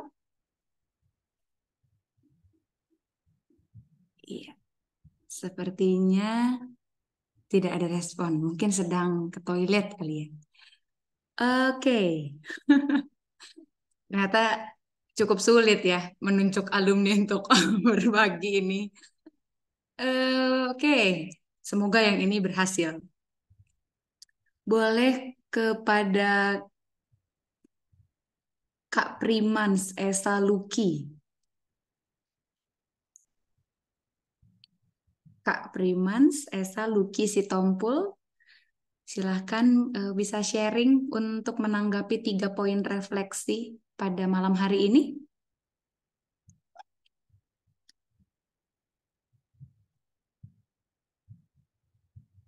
Halo Kak Primans.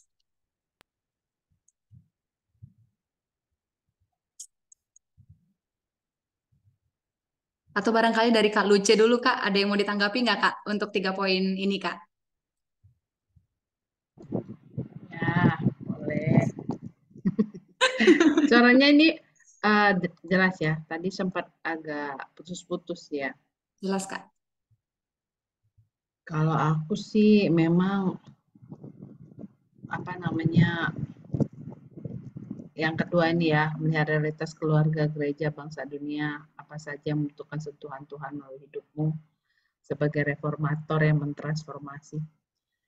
Selain memang kita harus dapat hati yang digerakkan Tuhan, kalau menurutku juga keberanian. Karena untuk mentransformasi itu pasti butuh keberanian untuk menyatakan pendapat, menyatakan pikiran, menyatakan perasaan, menyatakan oh ini yang tepat, ini yang nggak tepat, ini yang salah atau nggak salah. Kadang-kadang kalaupun kita sudah punya kegelisahan, punya kepedulian, tapi tidak berani menyatakan, ya nggak bisa juga, nggak jadi juga gitu. Betul. Dan seperti pertanyaan tadi kan, kalau sudah kita timbul keberanian dan kita nyatakan, seringkali mungkin yang timbul adalah ada penolakan, ada friksi, ada keributan, atau mungkin juga ada perpecahan. Kalau memang segala sesuatunya maunya damai saja, tidak ada pertentangan, rasanya itu belum mentransformasi ya. Betul. Memang mentransformasi itu kan butuh perjuangan ya. Nah, jadi kalau dari aku sih refleksinya butuh keberanian untuk melakukan itu semua. Karena itu bukan hal yang mudah untuk dilakukan. Oke, terima kasih Kak Luce. Iya, ini membuka kakak abang yang lain yang mau sharing dan menanggapi 3 poin refleksi ini. Tadi Kak Luce langsung straight to the point ke yang kedua ya, bahwa contoh konkret yang perlu disentuh adalah ya sense keberanian gitu. Karena kalau menjadi reformator ya memang harus berani menyuarakan pendapat dan menyuarakan perubahan itu sendiri gitu. Karena biasanya kalau reformator kan dia pionir, biasanya kan dia yang mengawali dan membuka langkah perubahan itu gitu. tanpa mengendorse capres manapun ya, karena ada salah satu capres yang slogannya perubahan. Apakah abang kakak menangkap yang maksud saya? Gerakan perubahan. Iya betul kan ada tanpa mengendorse itu ya kakak abang. Tapi memang ya kalau kita ngomongin reformator atau reformasi sendiri memang sangat identik dengan perubahan. Ada tanggapan lain barangkali dari kakak abang eh, mengenai 3 poin refleksi ini? Boleh Kak Gita Kerina Tarigan mungkin Kak silakan berbagi dengan kita untuk meresponi 3 poin refleksi ini. Silakan Kak.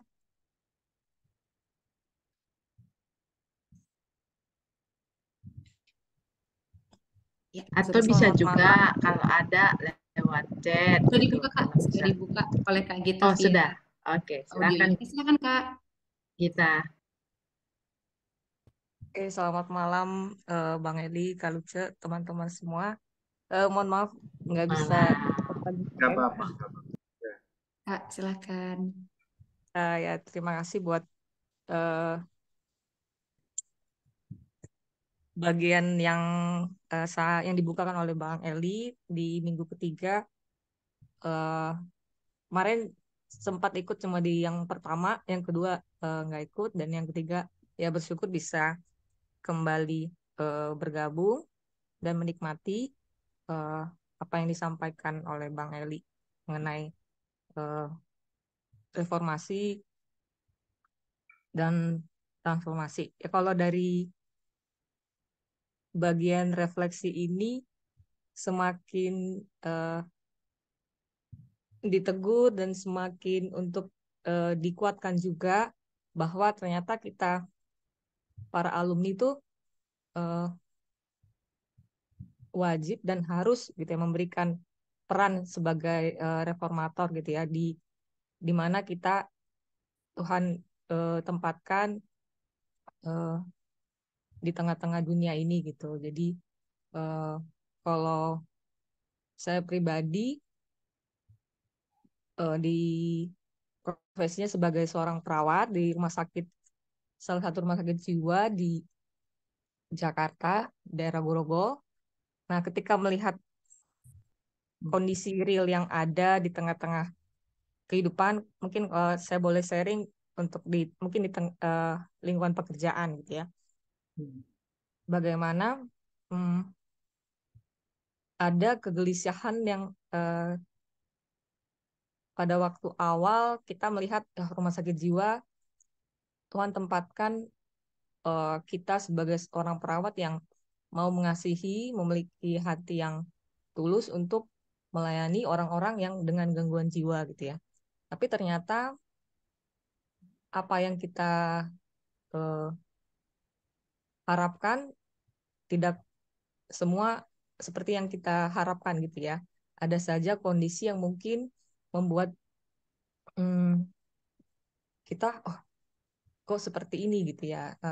Tidak semua yang kita lihat itu sesuai dengan yang seharusnya gitu. Nah, makanya ketika melihat kondisi seperti ini selalu bergumul sama Tuhan, Tuhan berikan kekuatan, kesabaran bahwa Tuhan tempatkan saya di sini supaya bisa menjadi bagian yang ya mungkin kecil tapi Tuhan bantu agar sedikit demi sedikit eh, ada sedikit perubahan yang bisa dilakukan gitu di bagian lingkup kecil mungkin di ruangan perawatan yang saat ini ditugaskan seperti itu.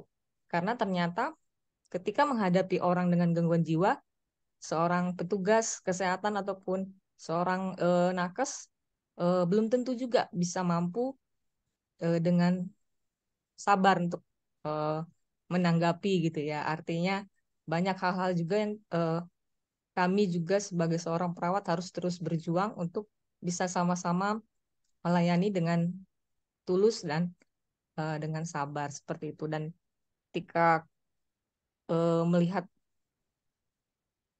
kondisi yang ada itu membuat semakin bergumul dan mendoakan supaya ada perubahan yang benar-benar supaya masyarakat umum melihatnya, oke, seorang pelayan atau petugas kesehatan harusnya memiliki empati, harusnya memiliki kasih dan tulus. Itu benar-benar terjadi di tengah pelayanan kami gitu. Mungkin itu aja. Terima kasih buat kesempatannya. Terima kasih, Thank you, Gita. Kak Gita. Bang Eli, mungkin ada yang mau ditanggapi nggak Bang dengan sharingnya Kak Gita? Iya, memang kalau bicara hal-hal transformasi ini ya, kita tidak hanya melihat hasilnya di diri orang, tapi yang pertama dan utama adalah bagaimana Tuhan bekerja di dalam diri kita. Jadi kita nggak tahu seperti apa perubahan tadi kalau misalnya Gita seorang perawat di rumah sakit jiwa di daerah Grogol itu ya, itu pernah beberapa kali saya pelayanan di sana dan juga bawa teman hamba Tuhan yang mengalami gangguan di sana. Ini mengerikan memang. Tapi waktu saya ke sana adalah satu hal yang membawa perubahan dalam diri saya adalah hati yang sadar gitu. Bahwa memang saya ini masih normal dan saya harus berbuat sesuatu. Ya, harus berbuat sesuatu dan akhirnya mendoakan diri saya dan mendoakan ya orang yang sedang di dalam keterkungkungan kerusakan jiwa itu sendiri. Nah, apakah terjadi serta-merta? Enggak. Jadi nanti yang orang yang saya bawa waktu itu di sana itu meninggal dengan ketergantungan obat jadinya. Ya. Tapi proses itu menjadi sebuah berkat tersendiri bagi saya karena saya punya pengalaman iman gitu. Di mana saya belajar berserah kepada Tuhan, melihat realita kehidupan jiwa-jiwa itu yang notabene mereka adalah ciptaan Tuhan. Adalah Tuhan yang pertemukan dengan saya. Nah, jadi yang saya mau katakan bahwa transformasi yang kita kerjakan dalam pihak sana, ya kita nggak tahu. Nah, kalau kita konsisten kan transformasi itu sendiri kan bukan kita yang mengerjakan. Tapi ketika kita terlibat di dalamnya, harusnya ada satu perubahan yang Tuhan hasilkan dalam diri kita. Nah, yang menyedihkannya kalau kita hanya melihat itu sebagai kegiatan kita untuk orang sana, bukan kegiatan Tuhan untuk diri saya sendiri, sehingga proses yang kita alami pun jadi ya itu lepas tanpa kesan, nggak ada sesuatu yang kita bisa syukuri, nggak ada sesuatu yang kita bisa gumuli gitu di dalam kehidupan kita. Nah, lagi-lagi ketika arah reformasi itu, arah transformasi itu dikerjakan oleh Allah, maka arahnya dua, untuk saya dan untuk orang-orang yang Tuhan percayakan atau situasi Tuhan di mana Tuhan hadirkan sana di sana. Nah, ini yang kedua ini kita nggak tahu bagaimana cara Tuhan bekerja. Tapi yang harus kita tahu adalah apa yang saya dapat melalui kenyataan ini. Apa yang dikerjakan Tuhan melalui diri saya. Dan apa yang membuat saya akhirnya terdorong untuk terus terlibat. Walaupun kadang-kadang dengan pergumulan tadi itu ya, pertanyaan tadi itu kayaknya susah banget gitu. Tapi hati-hati jangan hanya melihat susahnya. Tapi coba tanyakan diriku dan dirimu, kamu lakukan apa dalam kesusahan itu. Dan itu yang akan membentuk karakter kita nanti. Menjadi orang yang akhirnya lama-lama, ya, bukan saya yang mengubah saya, bukan saya juga yang mengubah di sana.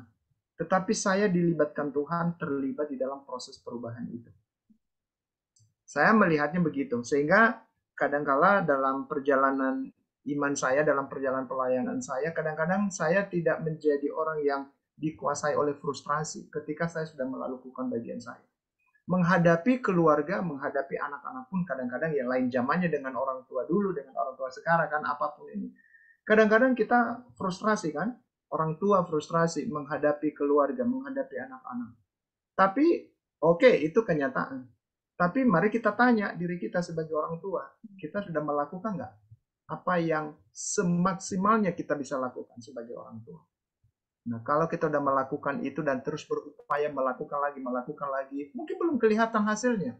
Tapi ingatlah bahwa Tuhan tidak pernah membiarkan proses itu terjadi tanpa satu perubahan. Ada seorang yang dikatakan oleh apa? Dikatakan siapa? Ibu Dorothy gitu ya. Bukan, Mother Teresa gitu. Dia katakan bahwa ketika melihat tindakan ini kayaknya sia-sia aja gitu di Kalkuta sana. Tapi dia menyatakan begini, saya hadir di Kalkuta bagaikan orang yang sedang meneteskan air tawar di air laut gitu. Apalah perubahannya? Tetapi perhatikan dari segi reaksi kimia nggak mungkin tidak terjadi perubahan. Setetes saja pun pasti terjadi perubahan antara air tawar dengan air laut. Kalau itu aja terjadi, bagaimana kalau dengan apa yang kita lakukan di mana Tuhan hadir juga ikut melakukannya bersama dengan kita? Mungkin hasilnya belum kelihatan, tapi ingatlah bahwa kamu sudah ikut di dalam proses perubahan itu. Minimal dirimu sendiri berubah dari yang cuek jadi peduli, ya, dari yang merasa nyaman jadi merasa gelisah gitu. Akhirnya itu yang membawa kita kepada Tuhan nanti untuk bisa menggumuli hal-hal seperti itu. Nah, ya menurut saya sih seperti itu. Jadi transformasi itu ya untuk arenanya bisa jadi kita nggak melihat, dan kita harus meyakini ini dalam sebuah proses. Perhatikan rombongan pertama, kedua, ketiga, keempat. Jangan kita hanya melihat keberhasilannya Ezra dan Nehemia. Ya. Tapi kita melihat juga, mungkin orang melihat, oh gagal si ini, Sesbazar, gagal si Zerubabel gitu. Enggak. Itu proses yang Tuhan izinkan terjadi. Kenapa dicatat sebagai sejarah? Kalau itu bukan sejarah tindakan Allah yang terjadi pada waktu itu. Ya kan? Ya, betul. Gitu, Rika.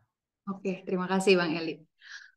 Aku mau lanjut meminta dengan kasih Kak Sari Jaluju, Kak. Boleh barangkali mau berbagi dengan kita terkait dengan refleksi yang di-sharingkan dalam topik JCLC malam ini. Boleh Kak Sari jika memungkinkan untuk dibuka mikrofonnya dan sharing. Terima kasih untuk kesempatan yang diberikan. Memang kalau dilihat di sini memang apa yang dilakukan Nehemia itu sangat ini ya, maksudnya kalau menurut saya apakah saya bisa seperti itu gitu. Jadi memang masih dalam pergumulan untuk saya bisa mentransformasi gitu di dalam kehidupan ini, dalam kehidupan sehari-hari. Kalau saya sendiri sebenarnya sudah pensiun, tapi saya ingin bisa berkiprah lebih banyak lagi, tapi di lingkungan hidup seperti itu. Oke, iya, terima kasih Kak Sari untuk sharingnya. Aku mau bacakan sharing yang disampaikan oleh Bang Semi via chat. Refleksi saya adalah sebagaimana teladan dari Alkitab kita belajar untuk semakin mengenal tentang pribadi Tuhan, begitu pula dengan Nehemia. Kitab Nehemia dengan pemaparan yang tadi Bang Eli sampaikan mengajarkan Bang Semi, kita semua juga tentunya untuk menyadari bahwa transformasi dan reformasi semata-mata itu terjadi karena dan melalui poin pertama, Tuhan mendengarkan doa umatnya. Yang kedua, Tuhan dapat bekerja melalui penguasa kafir. Yang ketiga, Tuhan melindungi umatnya sehingga kita tidak perlu khawatir. Yang keempat, Tuhan itu penuh belas kasihan meskipun umatnya terus-menerus jatuh dalam dosa. Dan yang kelima adalah kita sangat memerlukan penyertaan Tuhan terhadap kelemahan-kelemahan moral kita. Sungguh refleksi yang komprehensif ya, lengkap, poinnya jelas begitu. Dan semua yang disampaikan Bang Eli ada di dalam refleksi ini gitu. Barangkali Bang Eli ada yang mau ditanggapi dari sharing baik dari Kak Sari maupun yang tadi aku bacakan dari Bang Semi? Iya, saya pikir itu sih ya. Jadi memang Kak Sari tadi penggiat lingkungan ya. Betul. Nah, kadang-kadang kalau ngobrol dengan Bang Togu Manurung, yang orang juga sangat penggiat lingkungan, wah makin diomongin makin nggak kelihatan, jauh apa namanya itu, jauh api dari panggai nggak, atau panggang dari api. Jadi kita mengharapkan sesuatu, jadi kok akhirnya nggak kesampaian gitu. Tapi lagi-lagi saya bilang tadi sama seperti siapa tadi ya, yang Bang Semi. bukan, yang Gita tadi itu. Oh Kak Gita, Ya, oke. kita nggak bisa merubah orang yang lagi sakit jiwa. Tapi keterlibatan kita di dalam hal itu ini. Mungkin kita ada di dalam masa-masa kita sedang menanam. Betul. tetapi orang lain generasi berikutnya akan menuai. Baru sadar nanti generasi berikutnya, bahkan kita sudah minggat dari dunia yang sementara ini malah gitu. Nah, baru nanti orang mengenang gitu. Wah, ini apa namanya? Bang Semi ini Kak siapa tadi? Kak Yang Sari. ya, tadi ini udah terlibat di sini gitu. Mungkin orang. Nah, di sini juga kita bisa melihat ya bahwa mengkomunikasikan apakah tertulis atau lisan. Ini perlu kita ceritakan ke orang. Bagaimana pergumulan yang kita lakukan tentang objek-objek tertentu yang kita harus rindukan. Kalau lihat tadi arena itu tadi kan, Ya, arena 4 arena tadi itu di mana disentuh oleh Ezra dan Nehemia. Kita perlu komunikasikan. Makanya relasi kita juga dengan sesama kita. Kadang-kadang itu Tuhan pakai untuk mengkomunikasikan sesuatu. Apakah untuk mendorong kita untuk melakukannya atau mendorong kita untuk tidak melakukannya gitu. Belum timingnya gitu. Ya, misalnya. Tapi apakah kita jadi orang yang mengambil diam itu adalah emas? Ya harusnya iya, dalam arti emas jadi bukan tidak berbuat apa-apa, tapi mungkin itu ada proses. Mungkin kita kalau kita merasa secara aksi kita belum berhasil, kita bisa mendoakan generasi berikutnya bisa berhasil. Bagaimana kalau generasi berikutnya nggak berhasil? Apakah kita dianggap menjadi orang gagal? Ingatlah seorang nabi yang sampai akhir pelayanannya pun satu orang pun nggak bertobat, orang Israel. Siapa itu? Nabi Yeremia kan? Sampai dibuang, udah teriak-teriak sampai dia mengalami siksaan gitu ya, dimasukkan ke apa? Ke sumur ini, ke sumur tak berair gitu. Ya, di berbagai gambaran hidupnya. Nah, lalu di situ dia menyesali bagaimana hari kelahirannya, kenapa saya mesti dilahirkan. Tapi apakah seorang Nabi Yeremia seorang Nabi yang gagal? Berani kita katakan begitu? Kayaknya tidak. Dia sudah melakukan bagiannya. Jadi sekarang kalau kita lihat realita itu, jadi bukan nanti juga kita membuat kita jadi pasif jadinya. Bahwa terlibat di dalam sebuah transformasi, ya, transformasi hidup, maka kita mulai dari diri kita sendiri. Ya, ingat nggak itu ada seorang narasi yang dikata ya pengennya mau merubah dunia, mau merubah bangsanya, mau merubah keluarganya, nggak berubah juga. Tapi dia komit, saya mau merubah diri saya sendiri. Ya kan? Jadi kadang-kadang kita merindukan perubahan dalam arena yang luas. Tetapi kita melihat diri kita sendiri pun ada hal-hal yang perlu disentuh oleh Tuhan dengan bagaimana dia melihat diri kita sebenarnya. Jadi keterlibatan kita untuk mengalami transformasi itu sendiri menjadi penting sih. Jadi sisi transformasi yang dikerjakan oleh Allah dua arahnya. Kita, hati kita, dan dunia yang ada di sekitar kita. Nah, bisa jadi dunia yang ada di sekitar kita dirubah oleh Tuhan, tapi hati kita nggak berubah. Dan itu yang terjadi sama Nabi Yunus kan. Makanya tidak sinkron hatinya dengan Allah, ya kan? Jadi dia begitu mengasihi orang Niniwe, tapi Yunus dia marah. Bahkan dia mau mati. Dia nggak mau gitu. Ya, dia nggak bangga dengan hanya satu kali hanya beberapa kali khotbahnya gitu kan, KKR. Lalu Niniwe berpuasa gitu, bertobat. Dia nggak bangga. Kalau hamba Tuhan tuh kan senang, rajanya turun loh, itu terjadi perubahan. Tapi Yunus nggak mensyukuri itu. Kenapa? Karena hatinya tidak diserahkan untuk digarap oleh Allah gitu. Nah, sehingga nggak sinkron kan. Nah, banyak faktor sejarah di situ. Tapi kalau lihat faktor sejarah itu bisa aja kita bisa sebutkan 1000 macam. Tetapi mungkin persoalan utama Yunus adalah persoalan hati yang menutup diri terhadap Tuhan. Jadi mengurung dirinya dan Tuhan di dalam pola pikirnya Yunus gitu.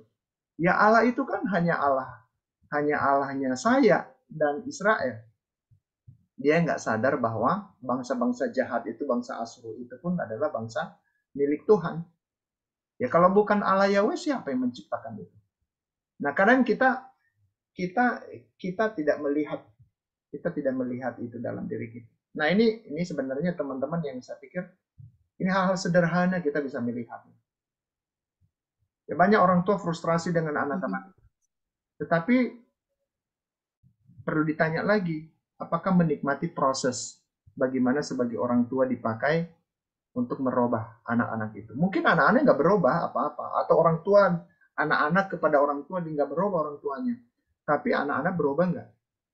Kemarin ada mahasiswa saya di SCT Trinity gitu kan, dia ceritakan bagaimana pergumulannya terhadap papanya yang pemabuk dan pemain judi gitu. Lalu saya bilang, ya kalau kamu frustrasi dengan keadaan itu, ya keluargamu nggak pernah tertolong.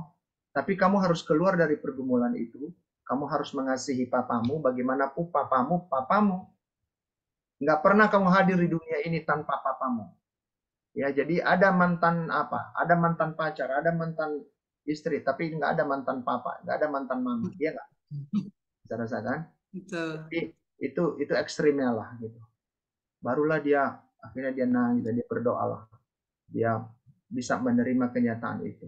Nah, kadang-kadang itu butuh orang lain juga untuk menolong. Dan disinilah kadang-kadang kita dipakai Tuhan. Itu kita punya kepekaan. Kadang-kadang kita melihat ini kok nakal banget sih anak ini. Sempat juga saya terpancing gitu waktu belajar, saya mengajar di kelas. Dia ini kok nggak peduli gitu loh. Tapi setelah saya ketemu pribadi dengan dia baru saya tahu kondisinya seperti itu. Jadi itulah kenyataannya, Rika. Iya, terima kasih Bang Eli. Aku secara pribadi juga mau coba menanggapi refleksi malam hari ini ya. Tadi waktu Bang Eli berbicara banyak mengenai pointers-pointers tentang bagaimana kita bisa teladani tokoh Nehemia dan Ezra, bagaimana kemudian Allah sebagai pihak utama yang melakukan transformasi dan apa hambatan sebagai reformator. Poin kedua menjadi sangat menarik karena waktu baca hal apa saja yang membutuhkan sentuhan Tuhan, itu aku langsung teringat pada pernyataannya Calvin yang di dalam buku Golden Booklet of the True Christian Life. Dia bilang kalau Injil itu adalah doktrin yang hidup, sehingga kalau mau memahami Injil secara utuh, maka Injil harus masuk dan menembus ke relung hati yang terdalam. Dan kemudian turunannya ingat quotes-nya Tim Keller, aku lupa di buku yang mana, dia bilang bahwa kebanyakan problem orang Kristen saat ini adalah ketika nggak mengimplikasikan Injil secara penuh di dalam kehidupannya sehari-hari. Nah, kerap kali yang menjadi masalah di dalam melakukan reformasi adalah ketika kita memisahkan antara pekerjaan kita, lingkungan kita, keluarga kita dengan kehendak Allah. Jadi seolah-olah masih ada sekuler, ada yang religions gitu. Jadi akhirnya nggak ada ketersinambungan antara bagaimana Allah mau memakai kita untuk mereformasi, sedangkan pemikiran kita seperti sedang berada di tempurung katak yang terkotakkan pada pemahaman bahwa ya hal yang berbeda antara reformasi yang Allah mau kerjakan dengan apa yang kukerjakan di tengah-tengah dunia ini. Itu yang menurutku sih, aku secara pribadi rasanya masih perlu memahami itu secara konkret ya. Kemudian kalau hambatan itu realistisnya adalah waktu lihat poin slide mengenai hambatan sebagai reformator, salah satunya mengenai kenyamanan. Kerap kali Bang yang aku alami di dalam realita melayani gitu ya, baik di tengah-tengah gereja atau di komunitas adalah pelayanan itu sendiri yang menjadi berhalanya gitu. Terlalu mencintai pelayanan itu sampai lupa bahwa sebenarnya pemilik daripada pelayanan itu sendiri adalah Allah gitu. Jadi kayak begitu keras gitu mau mengeluarkan semuanya, lupa bahwa sebenarnya ini punyanya Allah. Jadi segala sesuatu harus kembali diserahkan kepada Allah. Jadi ada misplaced love gitu, ada cinta yang salah ditempatkan di dalam pelayanan, sehingga itu pun yang juga menghambat diri kita untuk mengerjakan reformasi ya. Mungkin seperti banyak contoh ya, kayak maksudnya contohnya adalah kita nggak, ya itu tadi, nggak seperti Yunus gitu, nggak mau dipakai hatinya untuk dipakai oleh Allah, sehingga dia nggak, bukannya melakukan perubahan malah justru melarikan diri gitu. Ya mungkin kondisinya sebaliknya, kita memberi diri maksimal tapi lupa bahwa sebenarnya punya pelayanan itu pun adalah Allah gitu sih. Itu hambatan terbesar ya dari diriku secara pribadi waktu punya kesempatan untuk sebenarnya bisa berperan maksimal gitu, memberhalai pelayanan itu gitu. Gitu sih yang sering Wah, juga mantap. hadapi sepertinya ya. Kalau Bang Eli sendiri Bang, kan Abang banyak banget nih pelayanannya. Terus sudah begitu lama melayani gitu. Masihkah menemukan hambatan atau ya seperti kayak kerikil-kerikil kecil gitu Bang? Itu sih sampai kita menutup mata pasti ada. Mana ada itu?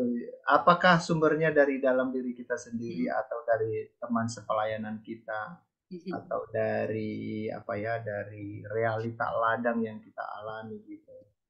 Nah, disinilah apa ya, kita membutuhkan kerohanian itu berkelanjutan gitu. Itu tadi dikatakan, saya lagi mikirin sekarang, bagaimana saya dan orang-orang yang saya layani bisa survive di dunia ini sampai akhir. Tadi kamu sudah katakan tadi, kita orang Kristen ini berpikir apa, dikotomi atau trikotomi atau mungkin ada tomi-tominya lah gitu. Padahal sebenarnya Allah melihat dunia ini dalam realita yang utuh dengan berbagai keragamannya gitu. Nah, makanya salah satu hal yang kita harus hayati, kita menjadi orang yang mengenal Tuhan di tengah-tengah dunia ini. Menjadi murid penuh waktu. Bukan hanya menjadi murid di tempat kita ber-GCLC malam ini. Atau di saat kita ada di gereja. Gitu. Tapi dimanapun di tempat-tempat terburuk sekalipun, bagaimana kita merindukan kita jadi murid di sana. Jadi murid di sana ada dua peran. Yang pertama adalah menghadirkan Tuhan ada di sana. Dan yang ketiga adalah membuat Tuhan itu menjadi kekuatan tersendiri bagi kita. Nah, menjadi kekuatan tersendiri, itulah yang membuat kita, itulah prinsip pemuridan. Jadi tidak pernah merasa diri kita ini bisa hidup normal tanpa dia ada bersama-sama dengan kita. Nah, itu yang apa istilah teologisnya itu coram deo itu ya. Jadi hidup di hadapan Allah di sepanjang lini kehidupan. Dan Allah bersama-sama dengan kita di sepanjang perjalanan hidup kita. Nah, memang itu teorinya gampang. Tapi orang yang saya melayani Tuhan 35 tahun, ini 2-3 tahun lagi pensiun dari perkantas 60 tahun, itu pergumulannya sampai akhir gitu. Sampai akhir. Jadi oleh karena itu apa sebenarnya yang perlu? Ketika kita menjalani hidup sebagai murid atau sebagai alumni, perjuangannya dua. Perjuangannya arahnya ke kita untuk meraih Tuhan. Dan perjuangannya yang kedua, bagaimana kita dalam meraih Tuhan itu membuat orang lain meraih Tuhan juga. Nah yang kedua ini ya kan kadang-kadang misteri kan. Ya kadang-kadang orang bisa, oh udah berubah, terjadi perubahan sih. Jadi aduh kelihatan sekali rohani, bisa ketawa, bisa komentar sana sini. Tapi saya bukan Tuhan yang mengenal Erika secara utuh. Yang mengenal Erika secara utuh adalah Tuhannya Erika. Nah makanya dalam hal itu, apa yang saya lakukan sebagai sahabat, sebagai teman, adalah mendoakan supaya Erika terus berelasi dengan Tuhannya secara intensional. Karena itu pemilik utamanya gitu. Bukan saya pemilik pelayanan terhadap Erika atau terhadap pelayanan para alumni ini. Ya. Walaupun ketika melihat alumni bertumbuh, itu apa ya, honor yang tidak pernah bisa dibayar oleh siapapun atau apapun. Kecuali Tuhan. Ya, Tuhan udah bayar dengan harga dirinya sendiri. Gitu. Ya, benar. Kepuasan tersendiri ada di sana. Gitu. Tapi kesedihan terakhir yang terbegitu parah juga ketika kita bisa melihat alumni kok hidupnya begini-begini saja. Tapi itu tadi, hati-hati yang dikatakan Erika tadi, jangan merasa memiliki. Itu punyanya Tuhan itu. Kalau alumni-alumni adalah orang-orang yang Tuhan pertemukan dalam pelayanan kita, hati-hati, jangan merasa berasa memiliki secara mutlak. Gitu. Sehingga kalau dia berhasil, jangan dikatakan, wah itu karena saya melayani dia itu. Gitu. Atau kalau dia gagal, saya menjadi orang frustrasi juga yang tidak tahu gimana apa yang saya perbuat. Ya, bagian saya mendoakan menjadi sahabat dia, tapi kalau tidak terjadi perubahan apa-apa, ya itu sesuatu hal yang saya tidak perlu menyesal. Jangankan kepada alumni yang kita layani, itu kepada anak-anak saya juga gitu. Saya katakan kepada istri saya. Saya bilang yang penting sekarang kita nggak tahu bagaimana perubahan terjadi dalam hidup anak-anak. Saya punya 3 anak-anak yang laki-laki semua gitu, nggak tahu bagaimana perubahan. Tapi bagian kita mendoakan, bagian kita mengupayakan sesanggupnya orang tua, ya dari apa kesempatan-kesempatan, lakukanlah itu dengan apa yang bisa dilakukan. Nah kalau terjadi kegagalan, disinilah terjadi komunikasi. Ya kalau gagal sebagai orang tua ya minta maaf dan bangkit lagi bagaimana bisa berperan. Nah kadang-kadang di sini pentingnya komunikasi ya. Jadi komunikasi dengan Tuhan dan komunikasi dengan orang-orang yang ada bersama-sama dengan kita. Ini pun juga sesuatu yang menjadi penting. Begitu Rika. Jadi ingat, hidup kita sebenarnya jadi murid penuh waktu. Betul. Penuh waktu itu. Waktu itu berapa? Ya, kalkulasi kalau di ini 24 jam kan, nggak ada ini kan. Nggak ada 25 jam kan? Nggak ada 23 jam. Kan sama semua 24 jam. Jadi Iya. penuh waktu, termasuk di saat-saat di mana kita harus istirahat. Nah, disitulah bagaimana kita menjadi orang yang bukan hanya sedang menikmati istirahat, tapi kita menyerahkan diri kita ke dalam tangan Tuhan yang menjaga dan memelihara hidup kita. Iya. Soal yang tadi pelayanan itu juga aku dapati di Nehemia 1 Nehemia 1 ayat yang 10 ya. Nehemia juga sadar bahwa semua kejadian yang terjadi di bangsa Israel, bahkan jatuhnya bait Allah juga semuanya di Allah miliki, bahkan Allah yang memelihara gitu. Yang dia bilang bahwa bukankah mereka ini hamba-hambamu dan umat-umatmu yang telah kau bebaskan dengan kekuatanmu yang besar dan tanganmu yang kuat. Akhirnya dia menyerahkan kembali kepada Allah, kan berilah gitu. Ya. Berilah telingamu kepada doa hambamu ini. Dia sadar kalau betapapun dia punya privilege gitu ya, betapapun dia didukung oleh raja dan lain sebagainya, kalau memang Tuhan yang berkehendak, ya Tuhan yang akan menjadikan gitu. Itu penting sih. Berarti sense reformator salah satunya juga adalah kerendahan hati ya Bang. Ya, betul. Betul sekali ya. Semoga kita sekalian juga jadi reformator-reformator masa kini yang rendah hati. Susah sekarang nyari kerendahan hati. Karena potensi untuk meninggikan diri begitu besar. Oke. Bang Eli barangkali bisa menutup dengan kesimpulan dan doa Bang, karena kita sudah berada di penghujung waktu GCLC. Iya, yang pertama-tama terima kasih teman-teman, kita tinggal 17 orang di sini, tapi yang saya mau katakan bahwa ketika kita menggumuli tema ini, mungkin dikaitkan dengan bulan reformasi, ya, dikaitkan dengan kondisi bangsa kita. Oke, kita sah itu. Tapi bagaimana perubahan di sana dalam tatanan dunia dimulai dari diri kita. Maka ketika kita bicara tentang Allah yang mentransformasi melalui Ezra dan Nehemia, maka satu usaha yang akan terus-menerus kita lakukan adalah bagaimana Tuhan lakukan itu dalam hidup kita. Itu yang pertama. Yang kedua adalah jangan pernah berhenti bertumbuh. Jangan pernah menyerah. Mungkin kita ditinggalkan oleh orang-orang yang ada di sekitar kita. Atau mungkin sangat bertentangan dengan apa yang ini. Itu nggak apa-apa.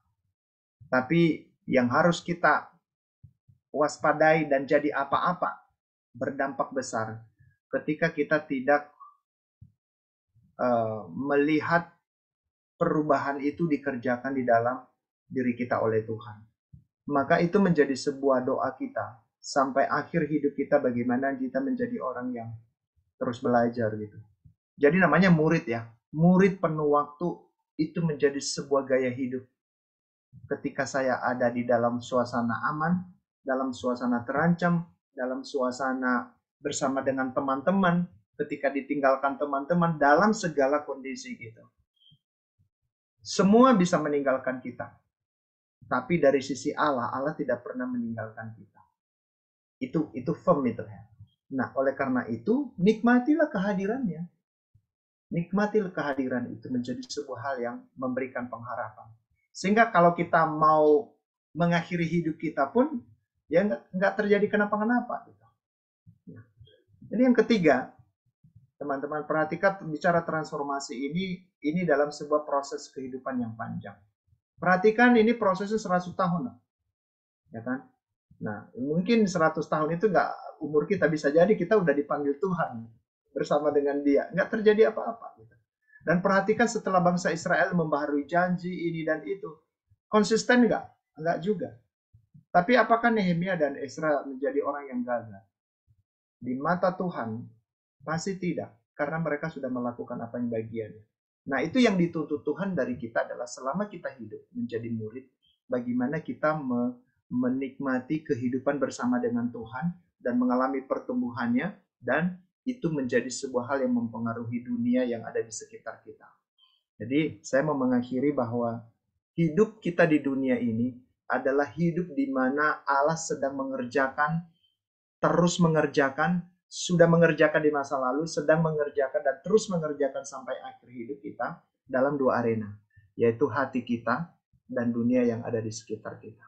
Maka ketika dunia yang ada di sekitar kita tidak tertransformasi, harusnya hati kita ketika kita menyerahkan diri kita kepada Tuhan, dia bisa transformasi. Hati yang suka kecewa, hati yang suka emosional, hati yang yang berbagai hal lah yang membuat kita rugi gitu. Kita menutup diri terhadap kenyataan-kenyataan. Padahal Tuhan suruh kita untuk melakukannya. Ini menjadi sebuah hal yang kita harus doakan. Dan lagi-lagi, siapakah pusat pembaharuan itu? Bukan di kita, bukan usaha kita, atau bukan pemberian-pemberian Tuhan, berkat-berkatnya dalam hidup kita, tetapi Tuhan itu sendiri. Maka marilah kita menikmati itu sampai akhir hidup kita. Kita nggak tahu berapa lama lagi kita ada di sini dalam perjalanan ziarah ini. Begitu Kak Erika, terima kasih untuk teman-teman, untuk Kak Sari, Kak Bang Togi, Kak Tias, Kak Jessica, Kak Gita, Bang Seni, dan yang lain-lain ya. Ada Akanes Huta Barat juga di sini. Ya, kiranya apa yang kita nikmati dalam GCLC ini tidak berhenti di sini, membuat kita kagum tentang Ezra dan Nehemia. Tapi marilah kita kagum tentang Allahnya Ezra dan Allahnya Nehemia yang menjadi Allah kita juga, dan menyerahkan diri kita kepadanya dari hari ke hari. Ini sebuah usaha di dalam Kristus. Oke, kita akan mengakhiri, kita akan menutupnya dalam doa. Bolehkah saya minta kesediaan Bang Togi menutup kita dalam doa? Berdoalah untuk kita, alumni. Ya, bagaimana pesan ini menjadi hal yang Tuhan kerjakan dengan caranya, dengan segala pergumulan kita. Silakan Bang Togi. Ya, mari kita berdoa. Bapa Surgawi, sungguh Engkau mengasihi kami melalui hamba-Mu, Bang Eliunus dulu yang boleh memberitakan firman-Mu selama 3 sesi, 3 minggu terakhir ini. Dan bersyukur untuk peliharaan Tuhan, memberikan iluminasi, penjelasan yang betul-betul membuat kami terangsang untuk belajar lebih dalam lagi akan firman-Mu dari buku Ezra dan Nehemia ini. Kami mohonkan Tuhan berkati Bang Eliunus dan keluarga, juga anak-anaknya yang saat ini juga pada saat umur yang cukup untuk berkeluarga. Biarlah Tuhan pertemukan juga anak Bang Eliunus untuk menemukan teman hidup mereka masing-masing dan berkati mereka dalam karir mereka. Terima kasih untuk sharing hidup dari Bang Eliunus juga dalam memimpin STT Trinity Parapat dan juga persekutuan alumni, divisi alumni ini bersama teman-teman yang lain, Kak Luce, juga Kak Lydia. Kami melihat Tuhan kesetiaan mereka bertahun-tahun dalam melayani di divisi alumni ini. Terima kasih untuk semua pemimpin di Perkantas juga dan pelayanan-pelayanan yang lain di Perkantas yang boleh kami pernah nikmati sewaktu mahasiswa atau siswa bahkan. Itu boleh menjadi berkat yang lebih banyak lagi, banyak siswa dan mahasiswa dan alumni yang dijangkau dan mengalami kasih Tuhan. Tuhan Yesus, kami bersyukur untuk kasih setia-Mu juga bagi setiap kami menghadiri, mengikuti 3 sesi ini, supaya kami boleh sungguh-sungguh bakar untuk melayani Engkau. Boleh melihat visi yang lain, bahwa kemuliaan Tuhan boleh ada di atas dunia ini waktu kami boleh menyerahkan diri di hadapan Tuhan ke dalam tangan-Mu, supaya kami dipakai, bentuk kami, supaya kami sungguh-sungguh melakukan apa yang Tuhan mau, menyenangkan hati-Mu. Itu juga menjadi kerinduan kami. Terima kasih Tuhan Yesus untuk pemeliharaan Tuhan bagi semua alumni dan semua komponen pelayanan. Secara khusus kami berdoa buat teman-teman kami, adik-adik kami, mahasiswa di STT Trinity. Tuhan, lihatlah kebutuhan mereka, biarlah alumni yang boleh memiliki berkat, menerima berkat dari Tuhan, boleh mensupport secara doa dan kebutuhan dana yang dibutuhkan. Begitu banyak siswa-siswa di STT Trinity yang tidak mampu membayar karena kehidupan keluarga mereka yang terbatas. Tetapi kami alumni yang boleh sangat diberkati Tuhan, boleh membuka hati kami, membuka dompet kami untuk mendukung pelayanan yang ada di STT Trinity, sehingga Banyak lagi ya hamba-hamba Tuhan yang boleh terpanggil walaupun mereka tidak mampu secara finansial, tapi kami alumni boleh memiliki beban yang indah, beban yang sungguh mengasihi mereka, adik-adik kami ini, sehingga mereka boleh konsentrasi belajar dan tidak perlu memikirkan hal-hal yang berhubungan dengan keuangan. Berkati semua dosen yang ada di STT Trinity dan juga admin staff yang ada yang mendukung pelayanan ini semua, dan para donatur yang selama ini setia, dan perkantas juga yang boleh bersinergi dengan STT Trinity, rumah-rumah misi yang boleh dibuka di tempat-tempat terpencil di Tapanuli. Kami berdoa Tuhan, biarlah Tuhan jangkau jemaat-Mu yang mungkin sudah mengalami kekeringan rohani atau mengalami hati yang dingin kepada hal-hal yang berhubungan dengan kerohanian. Tuhan jamah melalui pelayanan mahasiswa ataupun alumni STT Trinity juga. Terima kasih Bapak Surgawi. Kiranya kami boleh terus berbuah dan boleh menjadi berkat bagi banyak orang. Di dalam nama Tuhan Yesus Kristus, segala kemuliaan dan hormat hanya bagi nama-Mu. Thank you Lord. Amin. Amin.